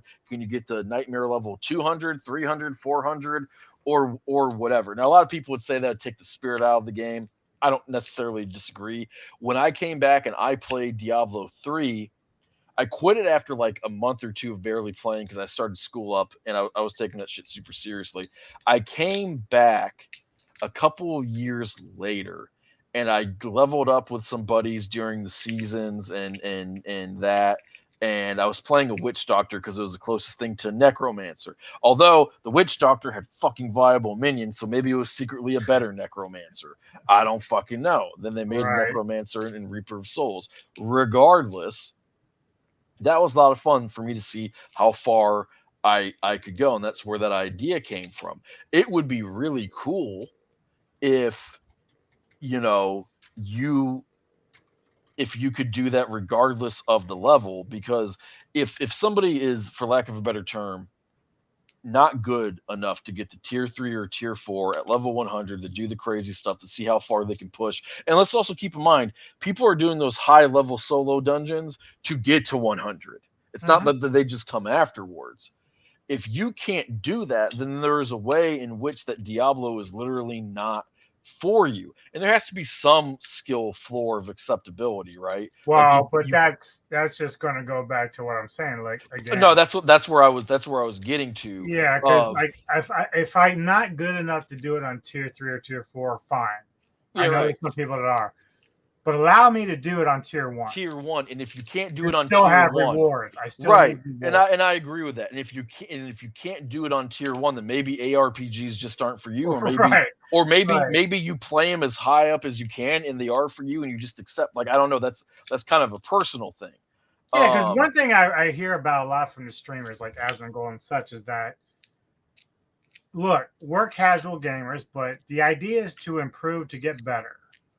Yeah. So if I can do 100 on tier 1 or tier 2, that's going to encourage me to take the chance to go to tier 3 or tier 4 and keep playing their game. Right, because that's what you want. It's good. It's just good business, as they would say in Pirates of the Caribbean. It's just good business. Good business. Yes. So if you want my money, if you want me to keep playing, then allow me to do this. Allow me to go on tier 1 or tier 2, hit my 100 with whatever gear is adequate for that level. I'm not saying I need the stuff that they're getting in the higher one, but then that will encourage me to say, oh, okay, maybe I'm good enough now to try to tackle some of these harder things. I think that Blizzard's response, other than their corporate, like, we tell me, fuck you. That's what they're telling me. Yeah, exactly. You. Or if they're being honest, they would say, well, players like that make up such a minuscule amount that it wouldn't. It's not, though. Like, there's a lot of us. I know. Well, I know, and the thing of it is We're too like is like, minions. yeah, no, I know, and the thing of it is that I've played with you. I know you're good enough to do tier 3 or tier. Well, no, not now. Now you're not. Like now No, your no, class no, your class exactly. has been gutted. Your Yeah, gear. Your but the worst part of the gentleman from Alaska, the red haired guy's name, I can't remember his I think name. it's Paul. I think it's Paul. Paul. The worst part of that video for me is when he pulls up his character and he goes, "Here's the number that my sword or my weapon, whatever it was, used to say. Here's what it says now." And it's like X percentage like worse than what it was. That doesn't feel good. Like another option that they had for this is they could have said, "These are the changes that we're making. We're making these changes. Be aware of them, because when you're aware of them, it'll hurt less when it fucking happens." Well, one Right? thing Paul said in that video, I didn't have it in my clip, but he actually stepped out to get like a bite to eat. He Yeah. left the Oh, game. the burger and beer Yeah, and it's like, dude, you have a diehard gamer who makes his living off of your content. yes, exactly. He is using your content to make a living, and he had to leave because Right. he wasn't interested in the game anymore. And then he was like, "I woke up and I still hated it." I And remember so if that. you're a management at Blizzard, that's not what you want. No, and he's one of the guys who's been saying since day one, this is a game for casual players. It's not as crunchy or hardcore as Path of Exile or some of the other games. Right. And the bitch of it is like when you get to the point of that where like he's not having fun. Like, yeah, there's some guys who are dramatic and they're putting on a show and it makes money for them, but his whole business model is, I'm helping you learn to play this game and we have fun. He wants you to succeed. You can only have so many you being Blizzard, you can only have so many people in the community making money off of slashing and burning everybody. I Dude, it used to fucking be that. dude, Yeah. Asmon Gold and OTK, those guys, they've all checked out of D4 already. They're gone. I bet. And I stayed like during the time after I beat the campaign, and I was starting to like, I don't know if I really want to play that much. I was only playing with you. When I would get on and play, it was usually after I watched one of their videos. So I'm not saying that like Diablo 4 is only successful because of them, but Right. but what I am saying is that like when you have a cottage industry, and that's kind of like what they are for this comp, it'd be like if you go, so for you people who ever thought about going to law school, okay, when you go to do that, you'll have to take what's called the LSAT. It's the SAT but dumb, okay, and there are companies who do prep and give classes and seminars on how you want to take it, because the LSAT's the most important stats, how you get scholarship money and get into Yale. Okay, that's basically what it is. So imagine that the LSAT got so, and it's already a weird test, but it got so weird and so bad and so unpredictable and so mercurial that people didn't even want to, were thinking like, I don't even know if I want to go to school to do this because I need a good score here. And if it's random, school will cost me that much more because your scholarship's going to be largely based off of that as well. Okay.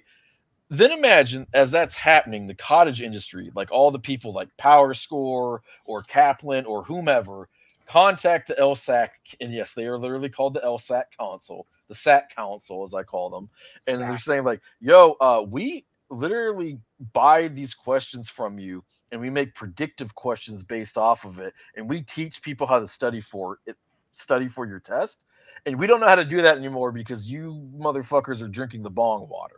That's sort of, and I'm not saying that's what the LSAT Council is doing or anything like that. It's just the first cottage industry comp that came to fucking mind. Okay, that's sort of what you're seeing there. But for me, what was worse than that was what him pointing to like what his weapon used to do and what it does now, because he just got punished for having really cool gear, for playing the game, and he did nothing wrong. And on top of all of that, to your point about like, well, maybe I'm not great, but I want to fucking play too.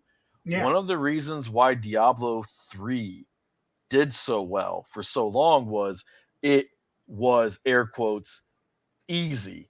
And then once you got to the highest levels of play, whether you were trying to do, what was it called, like when you like tried to beat the dungeon in X amount of time, not, was it paragons? I can't remember. Like Well, the time. they paragons were stuff that you earned after Earned. level 70.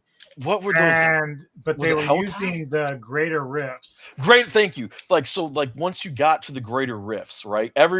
For lack of a better term, everybody could get to the greater rifts, right? Neko's making fun of us again. Oh, hold on. Don't you have another fucking Sex in the City fucking shitty rerun to watch? God damn it, Neko. Uh-huh. So the greater rifts were cool because I kind of just went into that probably about and then 2 you years saw ago. how good you were. At a certain point, you're like, oh, okay, Rift 75, that's where I'm at, unless it's going to be different, different mob layouts or whatever. Rift Yep. 75 is where I cap at. 76 is where I'm biting the bullet. That is a better model. So, and I'll tell you this. I would still tell people, hey, if you're thinking about this game and you want to play the campaign, do it. It's a lot of fun. It's going to be a little less fun, but still a lot of fun. It tells a great story. Or you could go to YouTube and watch the cutscenes in a movie format.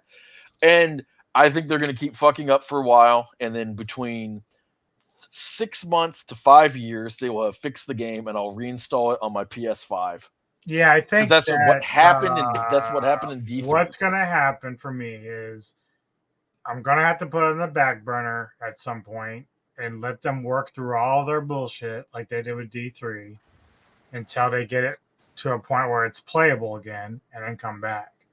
Yep. But one of the things they are going to have to kind of think about is, and this is one of my issues, I think I discussed it off camera, was the minute I found out you can skip the campaign with your alts, I thought, oh, this is cool. I can go straight to tier 3 and start doing some of this shit, or at least something equivalent to that. But then I can't go to tier 3, but I can work on that whole map. So now I'm like kind of regretting that, but I can't go back. I can't go back and do the campaign with those characters. So I'm like, well, I don't want to start over. I mean, I'm not super high with them, but it's like because of the grind, I don't want to start over. Yeah, no, I know what you're saying. All right, well, go ahead.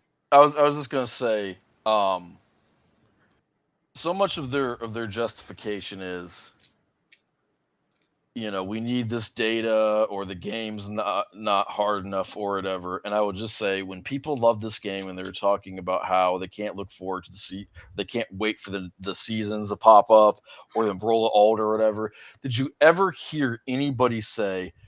You heard some people be like, this is too easy, but you didn't hear anybody go, this is too easy, and I'm going to stop playing. Right. Let people play ARPGs, which are not meant to be consumed long term, like an MMO or a game like that. Let them get broken. Let them be fucking overpowered. Let that start halfway through, and let them take that level 50. Hey, I just beat Lilith or whatever, and stretch that all the way out to level 100, or whatever. Maybe it needs to be 92. Maybe it needs to be 85. Till you hit a point where you need a system like the Greater Rifts to go, okay, well, no, you can do 100, but the reality is it's okay, you've got these super uniques and these ancestrals in tier 3 and 4. Jesus, so yeah. If I'm going to hit 100 in tier 1, and if I want those, I can jump to those and say, okay, now's the time where I have to step up as a man and play better to get these fucking gears. Right. And that's the thing. You can let people be broken and enjoy the game, and then put it at the end of it content to see how good are you really, while having them have enjoyed the game and have already had a full experience. That doesn't seem to be what they're doing. I don't know why they're doing what they're doing.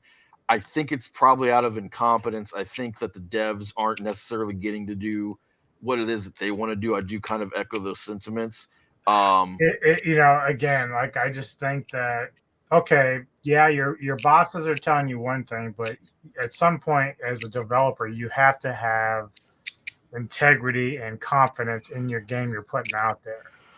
So I don't know how much pushback they're giving on these guys, but it's like they need to be stronger about it. They're like, look, this is the feedback we're getting from our customers. These are the people that are paying us. Yeah. We need to fix the things they're concerned about. We're doing all these other things that isn't making them happy. Is it not possible that they're trying to do that and they're just being told no and we can replace you? I maybe, but like, there's no way to know that unless they just come out and say it. Yeah, but they're gonna. I guarantee you, in their contracts, they already have gag orders and do not compete. Well, all kind of fuck yous. We're almost at the end of this. Yeah. And I'm going to play a video as mine's reacting to another guy. This is a former Blizzard developer. Oh, it's gonna make so me after sad. it plays, I'm going to have you comment about what you do because it's all in line with what you're just talking about. I got you. So here we go. By the way, I have not seen this video, by the way. What do you think is in the future holds for Blizzard? Is the ship sinking, or has the sun not yet set on the Blizzard Empire? Okay, let's see this. What do you think the future holds for Blizzard? Is its ship sinking, or has the sun not yet set on the Blizzard Empire? Well, Blizzard is dead. It is a corpse. Ooh. It is a corpse being puppeteered by Activision and Bobby Kotick. And it's going to be used as basically a factory to put the Blizzard stamp on things and stoke nostalgia to get sales. And that's it. Oh, that doesn't sound good. That's it. So stop holding out hope that Blizzard is going to come back. Jesus. Everyone who founded Blizzard, all the principles that Blizzard was founded on, oh my God, they're gone or they're dead. Wow. No one died. Sorry. The principles are dead. No one died. Principles that Blizzard was founded upon are dead. They've been desecrated. Jesus. And are destroyed. So let Blizzard go. That's my main message, is let Blizzard go. Appreciate what was created back when it was done, and stop holding out hope that it's going to come back, because it's not. That's so sad. What the fuck? God damn. That's brutal. Yeah. Your thoughts. So that man meant every last word that he said. He wasn't jumping up and down to look cool or celebrating. He looked like straight up depressed. Yeah, he looked like he looked like a man who just watched his son or daughter get married to somebody that he knows is a scumbag, and he can't. He can't. They're fucking 18. I can't do anything, right? On a more serious note, he's right. Like, when I bought, remember I was talking about, like, when I bought Diablo 4, I was like, hey, I hope it's great. It's going to be great for a while, then it's going to suck, and then they'll fucking fix it, right? Yeah. That came from Diablo 3. And that's sort of around, roughly, I'd have to check the exact timeline, that you started to see Blizzard go in a different direction. That was kind of the floor of Blizzard, that we would make a great game, a game that should have been great at the minimum. It sort of wasn't. It was still playable, right? People still played the campaign and liked it. Then the bottom fell out, and then they fixed it, and it was great and had a great run later on. And that was kind of a powerful thing, because it's like, this game's 6 years old and it's amazing now, yada, yada, yada. There's a certain romantic element to that, although it'd just be better if you had a good game. There'll be ebbs and flows, obviously. Right. But that's sort of how I look at it around Diablo 3, even around WoW at that time, around Cataclysm or whatever, was kind of like when Blizzard started to not really feel like Blizzard anymore. And what they're going to, like, if you give you another analog, Overwatch was hugely successful. Then they kind of fucked it up. They came out with Overwatch 2. One of the big things that they came out with Overwatch 2 about was there's going to be solo. Tell me if you've heard this one before. There's going to be solo RPG content in this game. And then they said we have to delay it, and it did okay on launch because it was free if you'd already bought it. Yeah, blah, blah, blah, blah, blah. Long story short, broken promises, they had to abandon it. Yeah. Blizzard used to be known painstakingly for doing WoW patches, saying, we're not putting this patch out until it's perfect. And would it be perfect? No, there's so much content. There's going to be small bugs, sometimes big bugs, but you knew they were going to fix it within a day or two. And the internet was different back then. That was still a fairly... You know what happened, right? You know what happened. Harambe? You, me, the rest of the people out there, we paid money to become beta testers. That's what happened. Yeah, we just didn't fucking know it. Yes. They just didn't tell us that. At least they told us. With Diablo 4, we paid money. Talk about people being a cuck. You're a cuck. Hey. Oh, look, here's the thing. Like, the elitists and the simps and the cucks, like, they make fun of guys like us, and they say, well, if you don't like it, you should have waited. Well, it's like you're excited about something. You mentioned it, D4. You're excited. You want to play this like for the next 10 years. Yeah. So you buy something. But the problem is, and this is my big problem with it, like this is the corporate part of it. The corporate part of it? I buy the game, pre-ordered it. You have 14 days for a refund. A game like this, you don't play for 4 and 5 hours. You have to play a good you're not going to 40 know. hours, right? Right. The problem is, treat it like a job. Play it for a week. But the problem is, as a casual player, when you have other things you have to do, a casual that player? stretches out.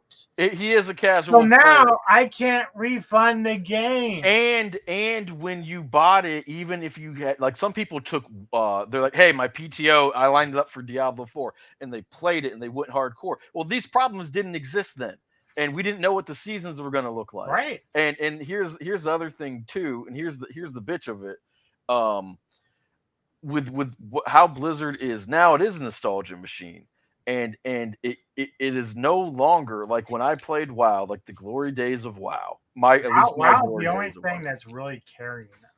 Right, and WoW is dying. Yes, yes, and that's WoW, the funny thing. It's WoW is no dying. matter how good Dragonflight was. Can I come on stream real fast? Come on, Schmeagle.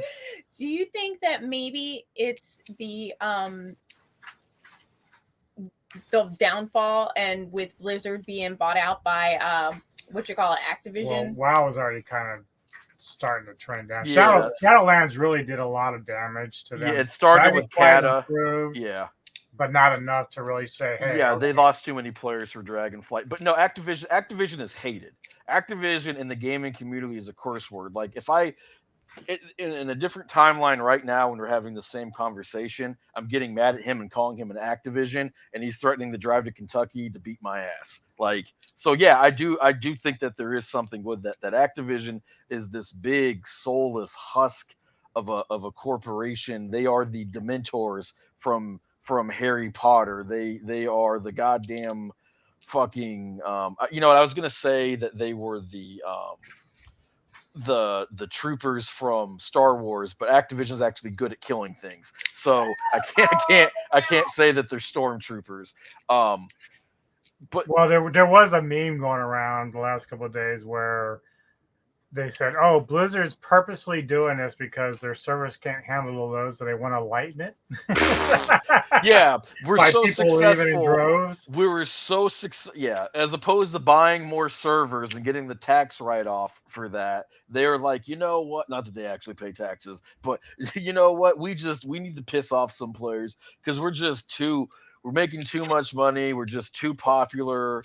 You know, like I know many. We need to lighten the load. Yeah, we need to lighten the load. Yeah, it's like the hot 25-year-old guy who makes $80,000 a year or like $125,000 a year. Who's like, I'm just having too much sex, you know, and I'm banging too many fucking fat booty bitches, you know. I need to go become a priest. No, get the fuck out of here. That is something that I would say as a joke, you know. And if somebody actually believes that, I can sell you a bridge in New York, in Cleveland, in San Francisco. We can work something out. Holler at Edgar Allan Poe. Right. But yeah, Blizzard's dead, and I do mourn it. And I bought Diablo 4 knowing that anyway, because I thought it was going to be a good game. I did think it was going to take longer for them to fuck it up. The campaign's still great, and guess what? I would buy, if I knew then what I knew now, I'd still buy it because I still love the campaign. I still love the campaign. There's so much possibility in there, man. So much possibility. Because the graphics are wonderful. The story's great. There are some cool things about it, but like they're just so busy overthinking it that like it's just retarded. Yeah. Oh yeah. And this is what I'll say. In 4 years, when they fix it, I can't wait to play this game again in 4 years. Right. I'll see you in 4 years. See you in 4 fucking years. Before we head out, I do want to say that some of the video work that we used today from Asmongold, Hog, and DM Paul from Diablo 4 were used in this. So much kudos to you guys for putting out the content. Does that include the link that I posted in private chat like a dummy? I didn't open it up, but probably. Okay, that guy's name, just to make sure that I give him credit. That guy's name, his server, his channel is called Open World Games. Three words. I was going to mention them actually in terms of other channels that I watch. So Open World Games is one of them. Rage Gaming Videos, Chosen, Cripaharian, I don't think I pronounced that right. Actman and 10K, TENKIEI. So these are all very good channels for gaming for the guys that spend a lot of hard work putting these together. Check them out. They have builds, they have information, they keep up with the patches. They break it down far better than we did. Like they go right through it. We use, and this is the deal, like we make it a point to try to cite to people whether at the end or in the beginning. Like Open World Gaming, I was going to get to like the point that I was making and I forgot it, but I still want to cite him because I know I said something from him. But these are people who do this professionally. Yeah. They're very positive people. I don't feel bad for Asmongold because he's rich as fuck, right? And like, I like Asmongold, but some of these guys are probably sitting around going, if they kill this game, I'm gonna have to find something else to cover, and I've already invested time in it. So I do feel bad for them. And trust me, these guys are trying their damnedest to stay positive about this game. Shout out to maxroll.gg. Yeah. He has a YouTube channel. I think it's called Macro Big Boy or something like. You can find it on that website. He has great necromancer guides. I'm hoping, I'll tell you this. If you put a gun to my head, or not, no, fuck that, that wouldn't work. If you told me that season 2 is going to be awesome and a lot of this shit's going to be fixed, I would be skeptical, but I wouldn't disbelieve you. If season 2 isn't fixed, I will be real pessimistic, and that I'll see you in 4 years joke might actually be my real stance. Can I ask a nerdy question real fast? So, because I don't play, I have a hard time like understanding the seasons and stuff. So is every season different? Like it'll be like a new version of the game or new character. Yeah, there's a new gimmick. Story. You'll have a new character. There will be a new gimmick. There'll be new challenges to be right. That's how they kind of keep it fresh because it's the same. The game will always function mechanically the same. Like X, Y, and Z, A, B, C. It's like expansions, like with how WoW works. But they're smaller. It would be like short-lived. Do you only get like a certain amount of time? Yeah, about 3 months. This one for season 1 will end in October. Right. So that's another reason why people are pissed because it's an extra. They think it's going to be a shitty season that lasts extra long. So it would be like sitting down at a gaming table to play poker, and one dealer says no limit Texas Hold'em, and then the next guy says cool, now we're going to play pot limit Omaha, and then the next guy's like we're going to play Raz. Poker is poker, but there's different variations of it. Diablo is Diablo, but here you might be fighting stuff that poisons you and explodes, and then the next season which they haven't even fixed the resistances either. How did we forget that? Fix your fucking game. Fix your fucking game. Fix your game. God, trigger. He's hawking out. God damn it. All right, I'm going to slink back. So I think you and I at some point, probably in another few weeks, we'll figure it out. I do want to talk board games with you because I know you do D&D stuff. Yeah. I saw some cool stuff at G-Fest this past weekend. Do you want to talk Magic the Gathering with me? God, you can be included if you want. I used to. I played Magic the Gathering, I think, for 18 years, and when I played it on Arena, I made Mythic rank 2 or 3 times. Never played it, but don't. It's amazing, but expensive and soulless. All right. Tomorrow for me, 6 p.m. Eastern, we're having a recap and review of G-Fest, Sci-Fi Century, Kevin Lambert from Kaylee Headquarters, and a bunch of others that I met with Neko there.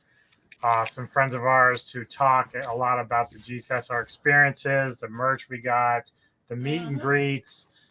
It's going to be live, so you can join in the chat and talk with us and ask questions if you want. My little painted figurine. Right. So a lot of fun stuff that we're going to talk about. So just be wary of that.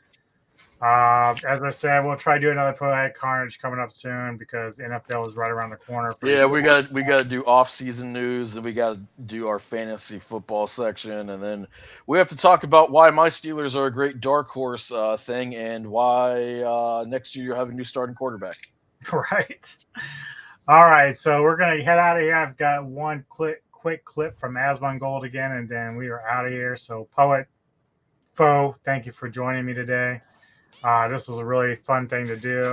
Hopefully, people can yell at us or cheer us on. Doesn't matter. We are going to take it because we're pros at this. And we could probably beat your ass. Yeah.